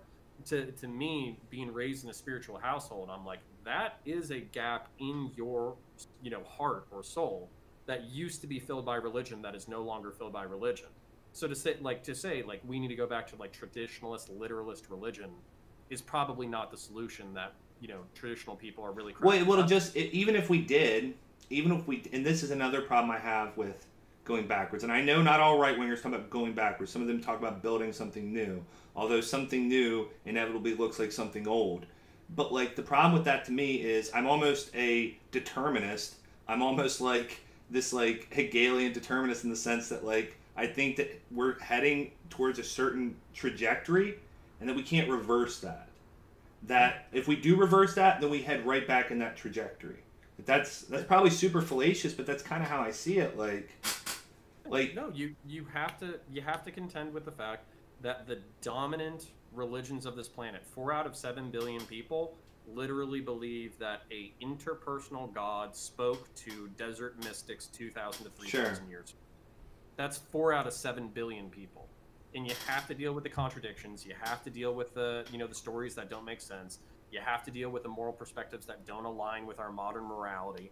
You have to deal with scientific theory and scientism. You have to deal with these rival perspectives that challenge religion and challenge spirituality, and you have to incorporate truth. That was one of the great things about Jordan Peterson that I know a lot of people shit on him for. Yeah. But he kind of like reconceptualized the word logos, where he was like, logos is the truth, like fundamental existential truth. It's what you truth. aim for. It's like Yeah, so fundamental existential truth exists whether or not you believe in it. Yeah. So for God to be truth, that means that whatever the actual existential truth is, that's what's real. So all these people who are forcing themselves into believing that talking snakes are literal, they are ignoring logos. So that's kind of like, that really like cut home for me, where I was like, oh fuck, like I can work with that. Yeah, the idea of logos is interesting. I like the idea of like that's one thing I like about the spiritual element of it, is it's striving for something outside of yourself. Now, when I tried the religious thing, I had a hard time actually like fully believing, but I did like in that like every day like sacrifice yourself to something higher. They call it in Christianity, they call it giving glory to God, right? Not to yourself. That there's something in that. There is something in that. It Just takes be Muslim, dude. What's that? Just be Muslim. I actually, I thought about when I went to Christ Church, and I'm like, I really liked the Muslim people there. Like, really. Like, they had an awesome fucking community. Like, they were based as fuck. Like, I really fucking liked them. And I was like, man, like, I don't know. Could I do this? Like, but I was like, but I don't know anything about it. I don't know anything about the Quran. So when I left, they gave me a Quran. I read through it a little bit. But I find, Islam I find so interesting. There's this weird thing in Islam where it's like scientific Islam. Are you familiar with this like side of Islam? Have you talked to these Islamists? Mildly. Yeah, where they like they think that like the Quran is like absolutely true, and so everything in there is true, and so that like they start to like look for ways. And Christians don't really do this. Christians, they seem to be more the science deniers, but there's this like subsect of Muslims where they try to use the text to like say like, see, they talked about the stars and they predicted this in the Quran, and then they predicted that, and so that shows that like the Quran has always been all knowing. And I'm like, I find it really strange. But one of the Muslims that I met in Christchurch that I interviewed was like that. And yeah, dude, I've met Christians who try to do something. Oh, really? With the Bible. Oh yeah, for sure. And then like so probably losing your non-religious audience, but the thing about Islam that I find very interesting. So I've read the Quran. I've also talked to other people who are Muslim or whatever. So I can't really get down with the Quran. Like I can't really fuck with it on a 1-to-1 literalist belief structure, like similar to the Bible. However, the Quran conceptually is the fact that Judaism was only for the Jews. It was monotheism, but it was only for the Jews. Right. Christianity is supposed to be monotheism, but the worship of Christ itself is actually like a polytheistic and paganistic perversion of monotheism from a Muslim perspective. Islam, or being Muslim, is the pure, unadulterated, universalist belief in a monotheistic God. So, like, prior to Judaism, prior to Christianity, any person who believed in a single unitary God or whatever was technically Muslim. So that's like where it becomes this like pseudo pantheist conception, where if you believe like in an abstract God or an individual God or an interpersonal God, it doesn't really matter. If you believed in one God, then you're technically Muslim. And that kind of that's not no. That's wait. Yeah, dude.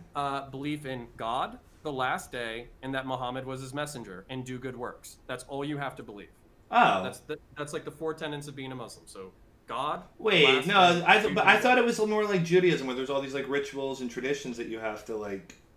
There are, but those are added on through time and tradition and culture and all that kind of stuff. But seriously, like if you read the Quran, like because I've read it, the repeated theme. I don't even think like belief in Muhammad is necessary. It's kind of tacked on later on. But the theme that's repeated is God, the last day, do good works. Those are like the 3 pillars of being Muslim. So Free Speech Zone in the chat says Caleb thinks we'd be better off if we were all worshiping Trump as a prophet from God with no dissent. Free Speech Zone, I don't, buddy. I'm gonna get a Trump flag right back there for you. We're gonna get, when I go outside, I'm gonna have the Trump mask, which that's the most ironic fucking thing I've ever seen in my life. And you know what, buddy? We're getting the fucking hat. You're right. You're fucking right. And you'll have to respect it because you are the free speech zone. So. Shit. All right, let's get off our religious. Yeah. You probably lost all your atheists. We gotta like look. There's Christian leftists. People don't realize this. I've been looking at this community over in Australia. They're like a little Amish type community, like Mennonite, and they're Anabaptists. Which, if you haven't learned about the Anabaptists, then you have to. They're basically radical fucking Christian socialists before Marx, and they were radical as fuck. So anyway, let's go back to this Palacon article. Everybody's gonna be wondering, what the fuck? Hey, good tear, man. Okay, so we're gonna go back to the PaleoCon article, guys, and I think it's actually just about to wrap up. But it says the last thing is yearning for defeat, and it says on January 30th, 2002, Eric Margolis, the American-born foreign editor of the Toronto Sun, appeared to the leaders of the Arab world to unite in a battle against the U.S. What could Arabs do to prevent a war of aggression against Iraq that increasingly resembles a medieval crusade?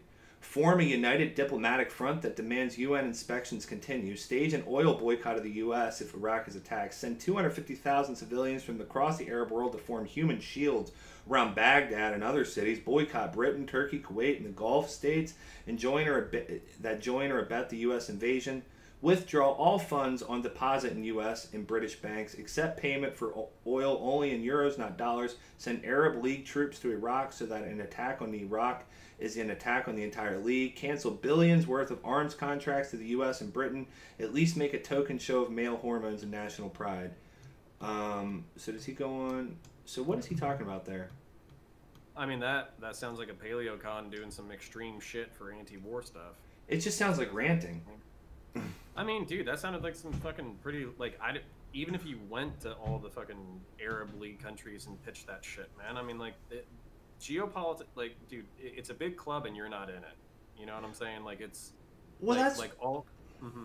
That's what I'm saying, like, this isolationist thing, it doesn't make any sense. How can that, like... Well, and, yeah, I don't understand it. Like, one of the big lessons of World War II is if you let problems fester, they will become your problem eventually. That was like the whole lesson of World War II. Well, America was isolationist in World War I. It didn't work out. We were isolationist leading up to World War II. We had to go clean up a fucking huge mess at the cost of hundreds of thousands of lives and millions, if not billions, if not trillions of dollars in damages and treasure. And then now you can say, like, the war on terror, interventionist wars, you know, we've had hundreds of thousands or millions of people killed or whatever. But the truth is, you haven't seen mayhem or death or destruction in the way that you saw it in World War II. So if you looked at the Cold War as a continuation, like if you looked at World War I, World War II, and then you saw the Cold War as World War III, and World War III was the prevention of World War III. In that way, it's actually been largely successful. But right. I'm an apologist for American imperialism, so don't. But that's sort of. But isn't that sort of well? I'm sure you would not be an apologist for what all the wars we find ourselves in today, though, are you? So there's a difference, okay? There's geopolitical reality, and there's power vacuums, and there's political interventionism, there's military strength. There's all these like sub-subjects within the global war on terror and the United States being the world police. Okay. There's all these sub-subjects. So I'm not going to like individually defend drone striking cell phones that have like a 90% civilian casualty rate. I'm not going to defend that. But the overall picture of setting up spheres of influence and alliances across the globe to maintain relative global stability, that I think is a really interesting conversation and a really sure. I can understand that. And look, I'm not one for like wanting to like, you know, power is an important thing to hold on to. But then what do you do about the overexpansion of the empire? Because it just seems like a good idea when you're solidifying all that power until it comes back to bite you in the ass. Well, eventually you have to make concessions, right? So, like, China is gearing up. They're becoming more powerful in their sphere of influence. You know, probably 30, 40 years ago, we could just throw our weight around and they couldn't do much about it. Now we have a much more interesting calculus when we're talking about, like, politics in Asia. So we have to operate within geopolitical reality. Russia and the Eastern Bloc, that's one set of political calculus. You know, China and its sphere of influence is another political calculus. Iran and its sphere of influence is a different political calculus. And you kind of have to like regionalize those efforts. And then you have to look at alliances, economics, and logistics, and what makes sense. So there's every moral reason in the world for North Korea to be dissolved as a state, but we're not going to push for that because of geopolitical reality. Right, you can't just make your moral. Yeah, you can't put your moral like desires on the world. Sure. Yeah, well, and everybody dogs the U.S. for not getting involved in what is it, like the Rwandan genocide, but then the United States gets dogged for its intervention in Somalia. Yeah. So you're damned if you do and you're damned if you don't. So it's an economy of effort, and we all kind of live in this very real world of geopolitics and logistics and economics. Yeah. It's easy to say be an isolationist. It's a little bit harder to say be an isolationist when OPEC decides to embargo the United States entirely. Right. In the entire economy. And I think, and I guess that's why, and I guess that comes down to it, right? That's why the conservatives were willing to kind of put their heads in the sand and march the empire off the fucking cliff. It's because they did not want to give up that power. Because it's like, why we have this hegemonic power of the world. You know, we're starting to see it emerge here in Vietnam, and then after Vietnam, it only starts to grow. Why the fuck do you want to give that up? And what, you want to give it up because you think this war in the Middle East isn't right? They attacked the trade centers. Mm-hmm. Well, and not just that, but also, like, you can't just view it as unilateral control by the United States, because that's not the truth of the political reality. There are other powers who have vested interest. We always forget that Russia controlled an entire empire up until 1989. You know, I was born in the late 80s. I was born before Russian Empire collapsed. China still has massive cultural and economic ties to not only its sphere of influence, but also outside its sphere of influence. And if anything, it's a growing power. It's also an authoritarian country. So it's not an individual moral calculus of the United States. Do we do fucked up shit or not? If we stop doing fucked up shit, the world will be a better place. It's a question of, is our fucked up shit worse than what's going to happen if we completely back off? And that's the calculus you have to make.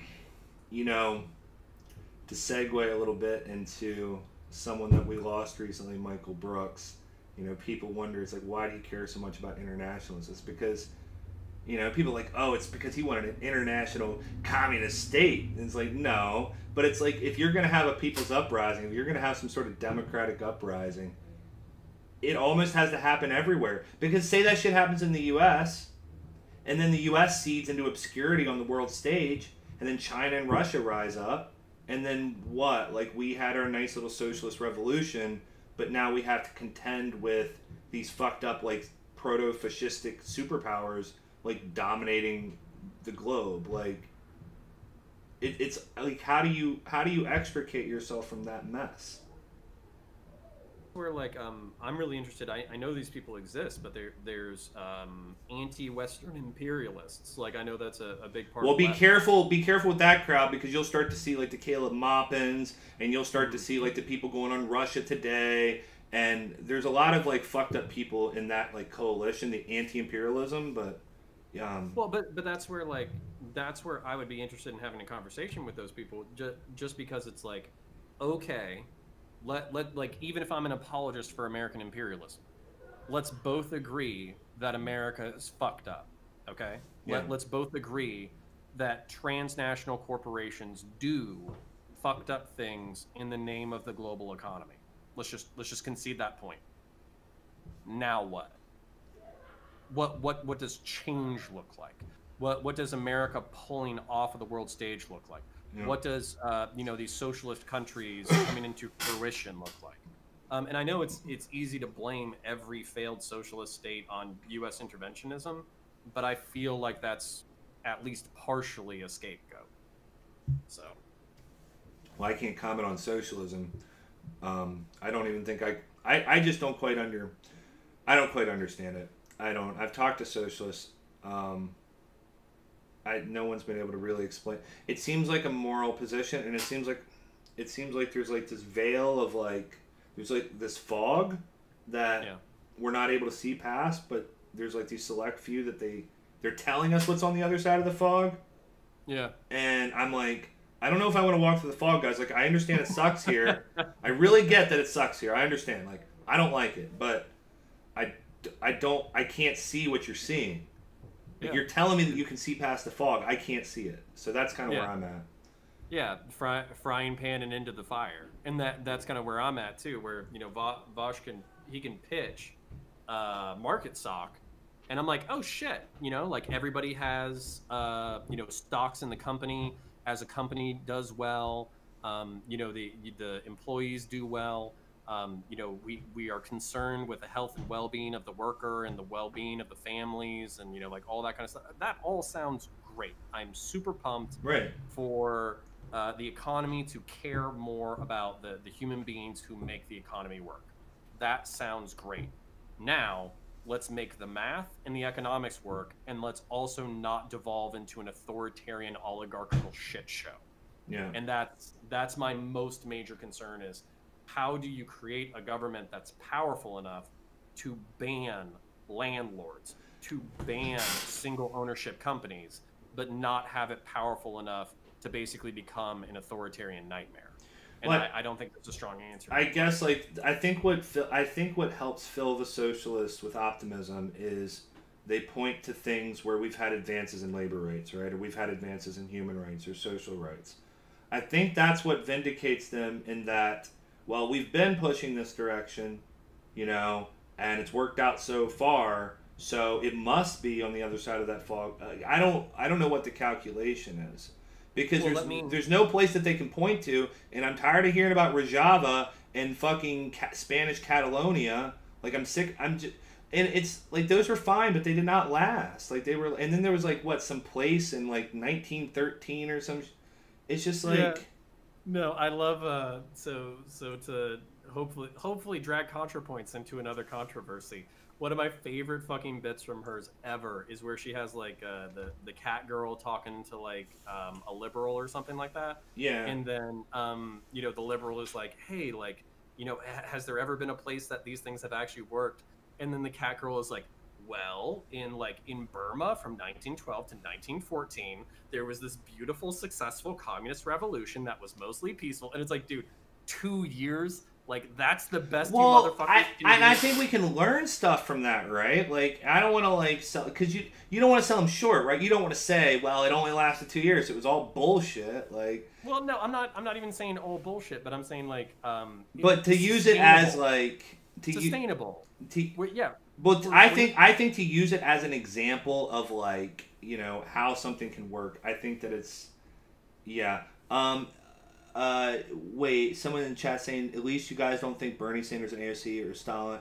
No, I don't think that AOC or Bernie are Stalin or Pol Pot, but AOC and Bernie aren't socialists. I think they're Stalin. They're not socialists. I mean, maybe AOC is a socialist, but I don't think Bernie's a socialist. I don't think he is. I think Bernie and AOC's stated positions before their personal positions are probably two different things. Their stated positions are more milquetoast. Do you think Bernie's still an actual communist? I don't know about communist, but I mean, he describes himself as a democratic socialist, and I think his stated position is Scandinavian capitalism. I think his real position when he's at home getting drunk and shit talking with his friends, his stated position is probably further left. Right, but what does he fight for every day? For Scandinavian capitalism or Scandinavian socialism, but that's like I don't want to pontificate. You're right. I don't want to pontificate what goes on in Bernie's head or what he actually supports. But I do. Let's speculate, everybody. Let's speculate. But yeah, let's speculate. Like, come on, we're on the internet. That's what we're here to do. Like, yeah. Dude, Faraday, what are you doing? You're shutting it off. Like, let me do something totally evil and fucked up. Let me make an analogy back to Nick Fuentes. So Nick Fuentes' stated goal is a moratorium on immigration and a emphasis on Europeans as the founding demographic of the United States of America.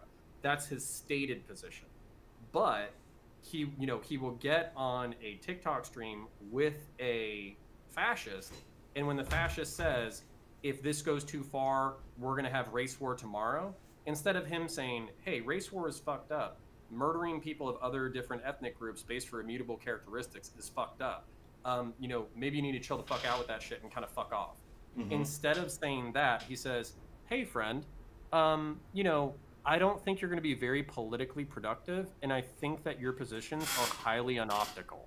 So like, so so what does he say publicly and what does he say in private? You know what I'm saying? Like that's speculating in the minds of your enemies who like refuse to be concise and refuse to be clear is always All fun. right, yeah, fair enough, fair enough.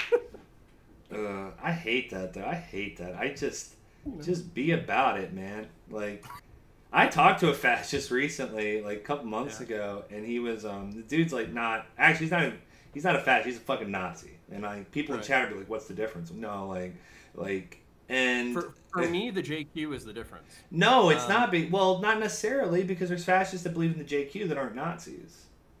well, okay, Nazis so believe in this weird and esoteric bullshit, dude. They believe in this like we are the fucking chosen whatever the fuck from the divine like it's just like it's magic. like Arianism. Yeah, they're Nazis are they believe in magic people. They believe magic people.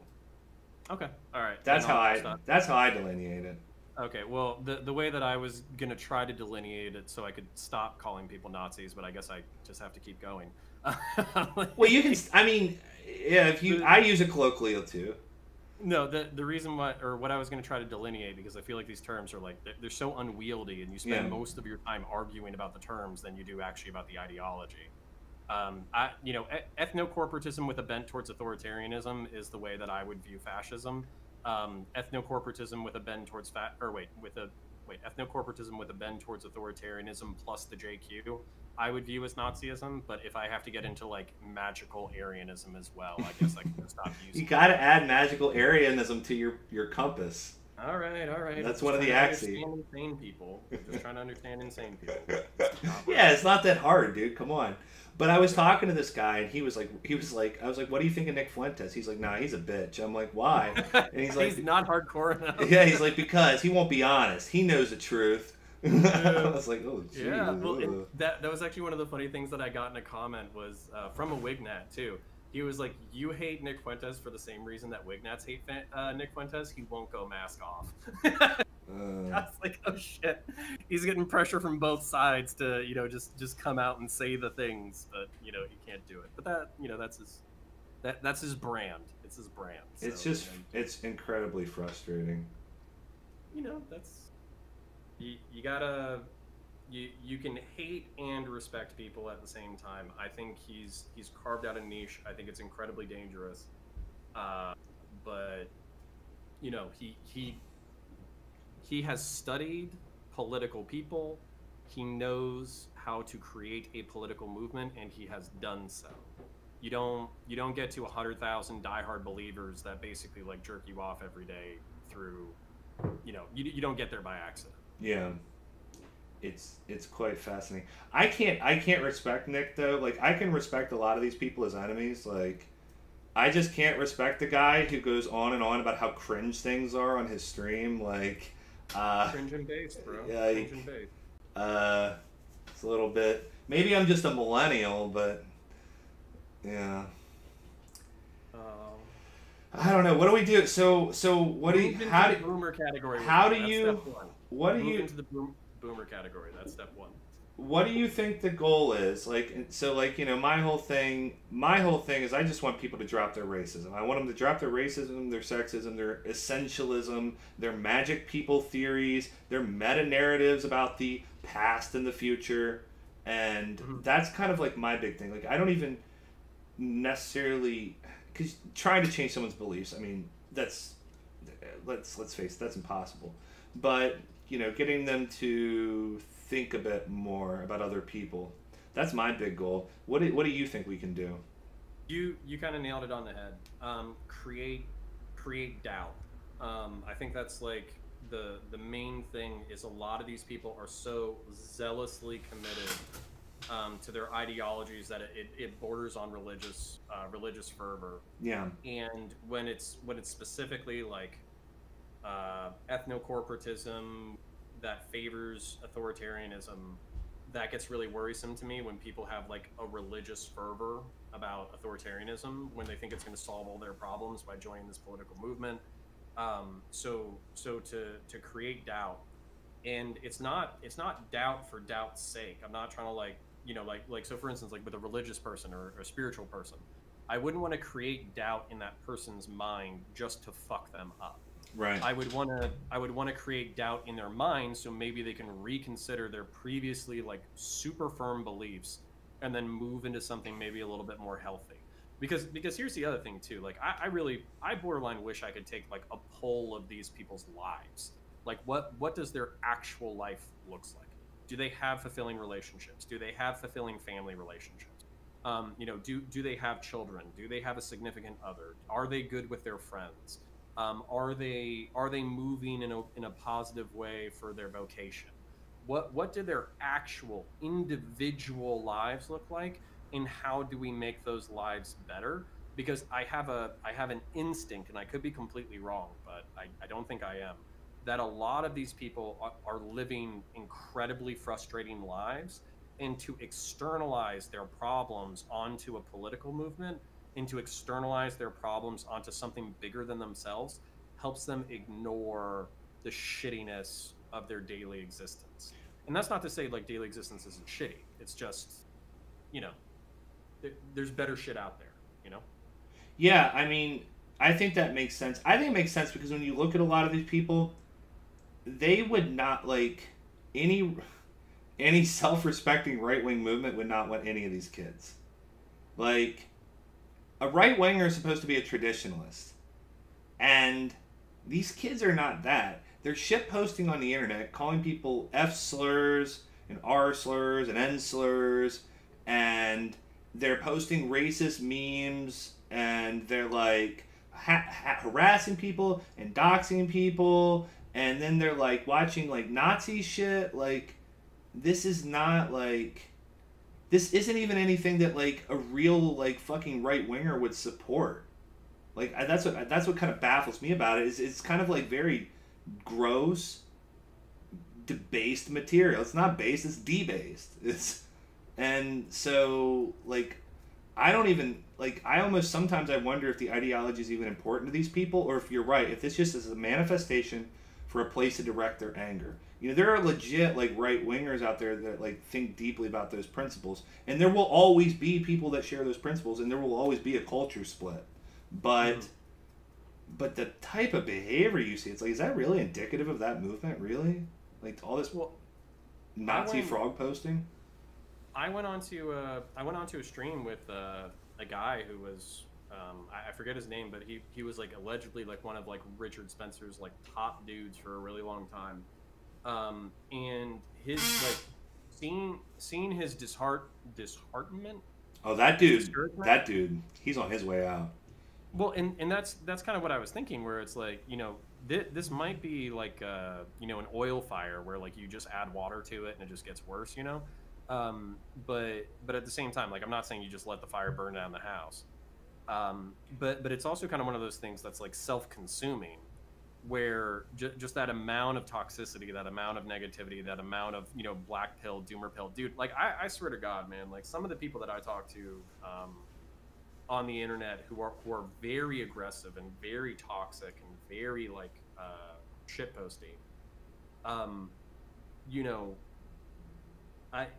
I'm internet associates with a few of these people, and when you look outside of the toxic behavior and you look at their normal life, it's really clear that just like a lot of things are not going right, and that's kind of where it's like I'm not trying to pity anybody who doesn't want to be pitied, but like I feel like if we fix some of those other things, then maybe they wouldn't be so zealously religiously committed to something that sucks.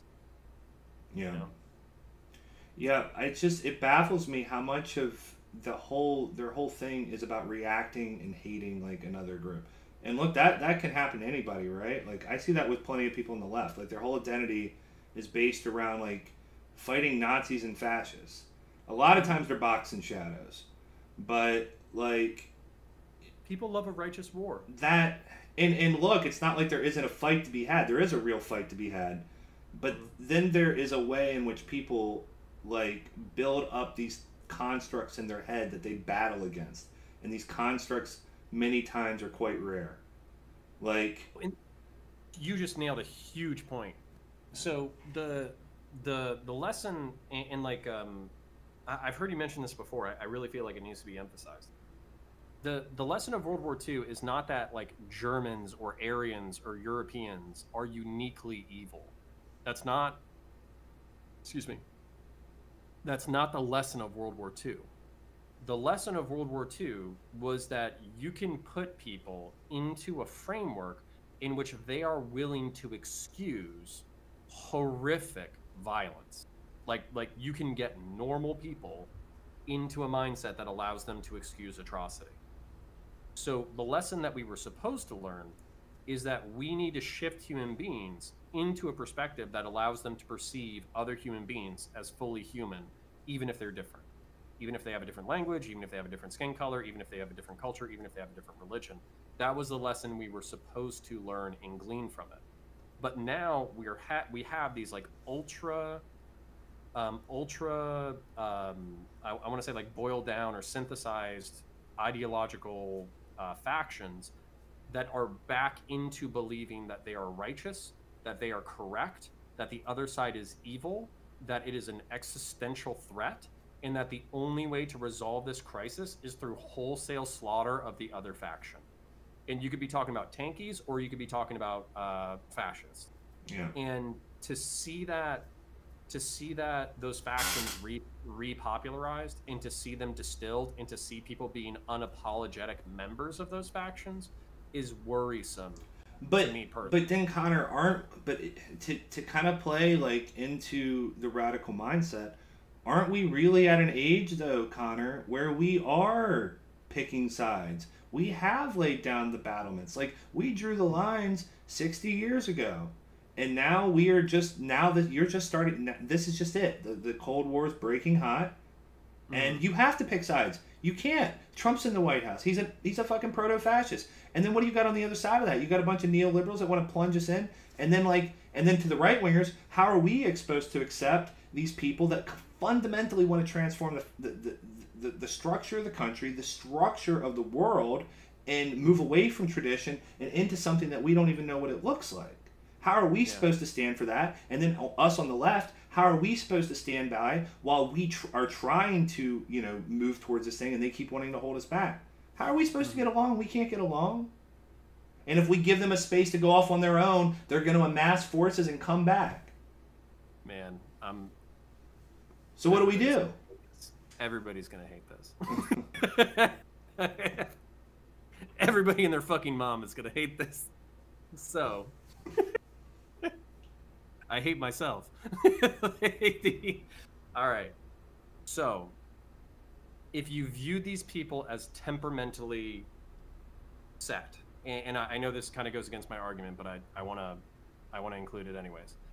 If you viewed right-wingers as temperamentally set, they are religious or they're traditionalist, they want something firm, they want something real, they want something solid, and they want that solid thing to be able to perpetuate. That if you were to distill the right wing, sure, as far as order, that's what they want. If you were to distill the left wing, and you can call this a straw man if you want, but it's to make progress. It's to revolutionize the old into something better. It's to be transformative. It's to change the rules of the game to create a new and better world. So we have the people who want the old world and the solidification of that idea, and we have people who are old or new and they want the change. Mm-hmm. You have to view history as this constant struggle between these two temperamental groups to hold on to the old that was good and to bring in the new that was good. Now, of course, if you're on the left, you're going to say, oh, well, religious people and traditionalists, they're anti-abortion, so how could they be good if they're anti-abortion? And if you're on the right, you're going to say, oh, well, they want, trans kids and drag queen story hour and all that kind of shit, so how could they be good? But the truth is that we have to view like the struggle and the synthesis that actually is objectively good from both factions as what will bring us forward as a society. So I think just to kind of wrap it up, you and I are temperamental in personal yearning for like a spiritual satisfaction that isn't completely materialistic like the left wing, but also isn't rooted in tradition that we can no longer understand of the right wing, is actually like the perfect example of that struggle where we need something new that is not fully left and not fully right, but a synthesis of both. Well, sure, but like, but then what do you? Okay, but then let's take it a bit further. Let's get a bit wacky with it. What do we do once we progress into a transhumanist society? What are the right wingers in that situation expected to say? Like, now we're getting past like the complete ontological definition of what it even means to be a human being, and the traditionalists are supposed to accept that or come to some compromise on that. Like, what I'm saying, I'm talking about, like, you know what I'm saying? I'm talking about there's a split in values that's only going to get more apparent as time goes on, technology advances, and social progress advances. And I'm like sitting here wondering, like, yeah, like how can you synthesize that? Be a Luddite. Be a Luddite. Yep. Yeah, no, and I'm not kidding. Yeah. So if society goes in a way that's too far for you personally, if it goes into a place that you just can't follow, I mean, I've thought about that. I had a friend reassure me that if I could digitize my soul and become a robot in order to perpetuate my own existence, I would absolutely do it. Yeah. And I kind of had to tell him, like, I don't know if I would. I might just die with my bio-organic form and just let that be it. So just to show, like, we do have choices. We do have choices in who we interact with. We have choice in who we socialize with. We have choices in how we choose to be. All of the ethnonats, all of the trad cats, they probably could create a neo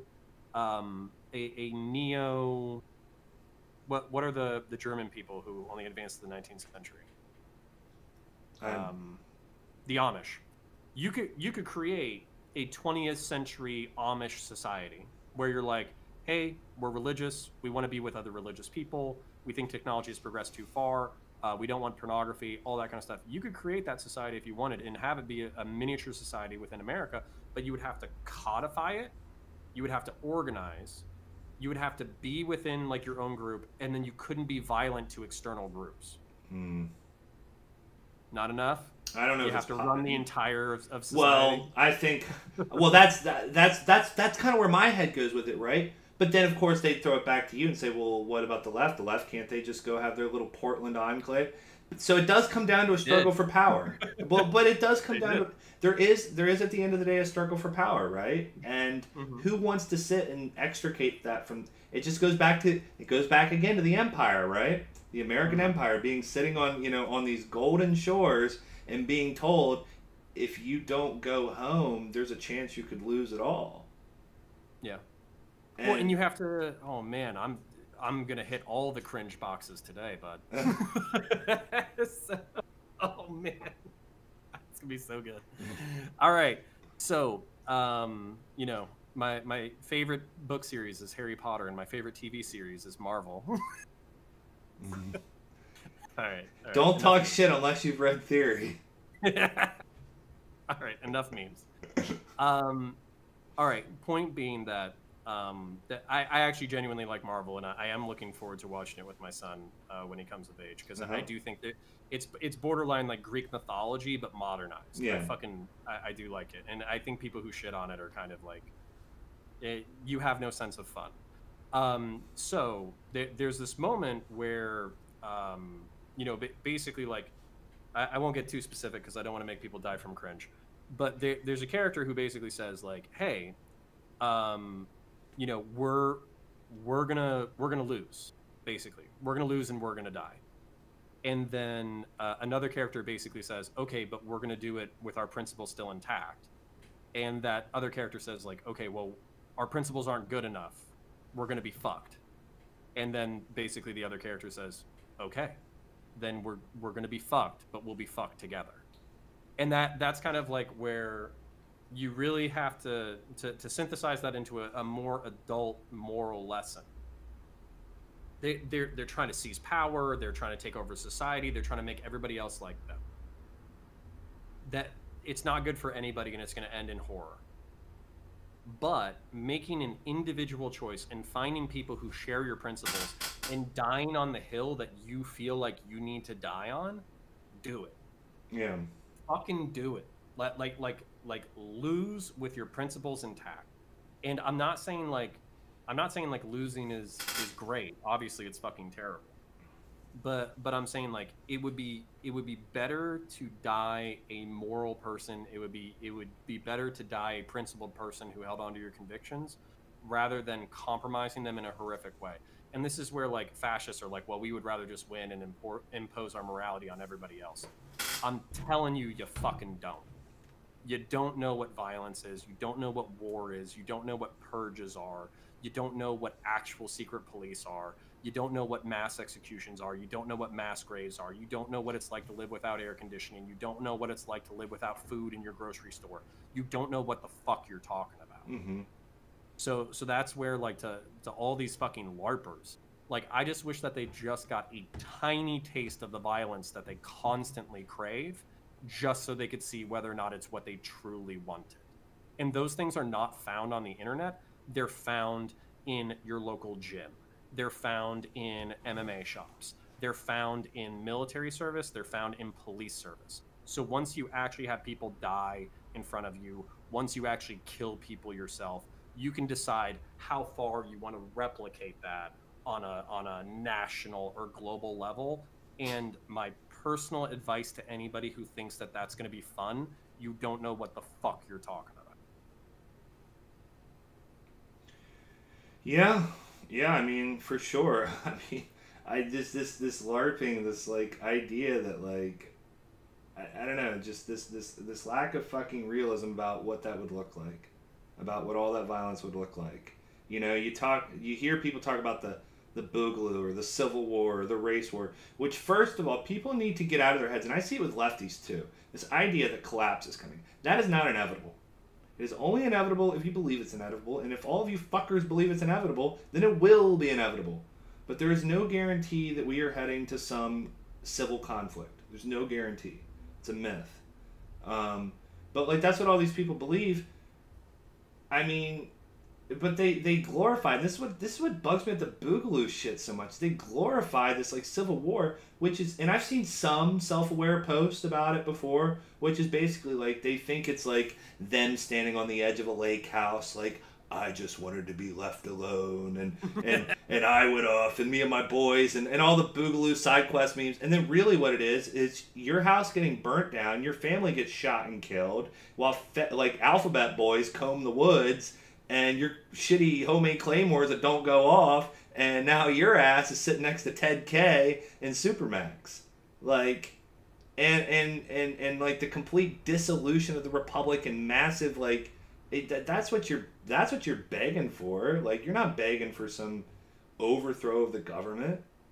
Well, but that's where I feel like we do need a recalibration. And as somebody who has shared some you know aggressive libertarian memes before, we do need to talk about the escalation of violence. We do need to talk about these factors that go into federal overreach. We do need to talk about the American empire and where it's overstepped. We do need to talk about the Bill of Rights and civic concepts. And that's where like so many dissident right people are absolutely convinced that if you educated the American public on civics, it wouldn't do anything to change the way that they perceive their government and the way that the society works as a whole. And I think that's totally... That's not even what studies show. Dude, like, and not the just thing that like, causes civic disengagement is breakdown of communities, lack of education, lack of health. Like, it's dude, silly. Well, dude, and that's like so for instance, I look forward to my conversation with the distributist in the future. But one of the things that he said was that we already invested in public education. We've already thrown trillions of dollars or billions of dollars into the fucking pisser. We have nothing to show for it. And disenfranchised communities that we've overspent education on are not showing any of these benefits. This is an intergenerational project. Yeah. It is not one generation. It is not two generations. It is a multi-generational project. And on top of that, it starts from the time a child is born. So from the time a child is born to the time that they're 5, most of the lights that need to be turned on are turned on, and the ones that aren't turned on are going to be left off. So to say that having public education start at 4 or 5 and having early childhood education left up to parents who they themselves might have come from a disadvantaged background, to say that we've done the best we can as a society when it comes to the next generation, I reject that flat on its face. Mm-hmm. So there is so much more we can do civically, educationally, politically. There's so much more that we can do to improve society, and to act that we somehow like already maxed that out, I don't accept that as an argument. Yeah, and I mean, and Dave would agree that like the way we even handle all those fucking things is wrong. I mean, there's a bunch of variables that we were ignoring, that we refuse to, talk about family, for example. There's a bunch of variables we ignore in those populations. I see it back home where I'm at in West Virginia. It is true that if you just dump money, it's not going to work. If you just pump money in, it's not going to work. It has to, like, I don't know. Sometimes I look at it, I see things like slogans like defund the police, or I see things like get rid of this or overthrow that, or I look at all of it and I think like, and I understand that those are just like different parts of a movement, but sometimes I get the sense that like people don't realize, like, I know I shouldn't be saying this because I'm talking about socialists here. Like, socialists understand there needs to be an overhaul, but like there needs to be an overhaul. There needs to be like a complete overhaul. Like, this isn't like the problems that we're facing now are on a massive scale. These aren't like simple problems anymore. And if there's any reason that I would support governments, because it's the only way we can mobilize on these issues. Like, I don't see how we mobilize on these issues, and if we don't have some sort of investment into the state and into the state institutions. Well, here's the other thing, because so for instance, we were talking about organizing a debate in the future about defunding the police. Oh yeah, which we got that's in the bag, by the way. So sweet. Well, we'll be doing that next week. All right. Well, check my Discord message too, because I kind of sent like a preliminary bullet point thing. But if we're talking about defund as in literally like slash budgets by like 30 or 40%, I think that's pretty dumb. I think that's pretty dipshit. Yeah.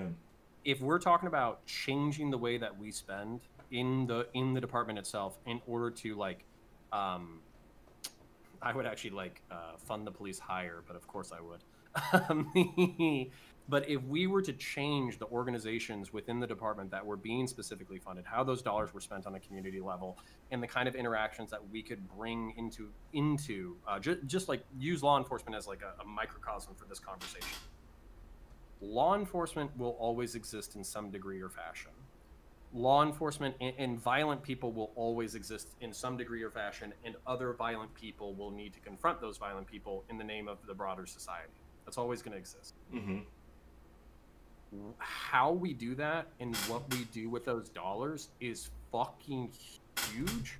And to pretend that we're doing the best we can right now with those dollars and with those cultures is fucking insane. So like there are so many small and large changes that can be done. And for the pessimists, like for the people who are just like, oh, it's insurmountable. The problems are insurmountable. We can't change anything. Look at policing in 2020 versus 1965. Look at 1965 to 1865. Look at 1865 to 1776. Look at education between all those age gaps. Look at like broader civil society. Look at like logistics. Look at economics. Look at technology. Just because we feel like we're facing an insurmountable amount of complex problems doesn't mean that we can't find real solutions that completely revolutionize the society. And they don't all have to be violence. Like they don't all have to be killing people. Yeah. We can go in other directions besides just violence. Yeah. Well, that was a good way. I think, man, that's a good way to wrap it up. Cool. That was, I think, 2.5 hours. Do you have anything else you want to say? No. I love this conversation. It was super fun. I hope we didn't lose too many people with like the religious shit, but that I've been drip feeding it in. Okay, good. So they're almost acclimated to it. Yeah. That's good. The plan is almost complete. Nice. No, it was awesome. Thanks for having me on. Thanks for hanging out, and great conversation as always. I look forward to the next one, and then if you just want to hit me with some deets in Discord, then I'm super looking forward to that as well. Yeah, man. All right. Well, hey guys, to you in the chat that have been watching these, please let me know because I'm doing more of these, and I want to know like who's watching. So just leaving a comment, even to say hi below after the video gets posted, helps me get a sense of things. And next week we'll be doing a debate with Connor here, and I believe I'm just gonna say it because he agreed. He said he's cool with it. We're gonna do Mike from PA, so you guys can go bug Mike on Twitter. But the topic is defund the police.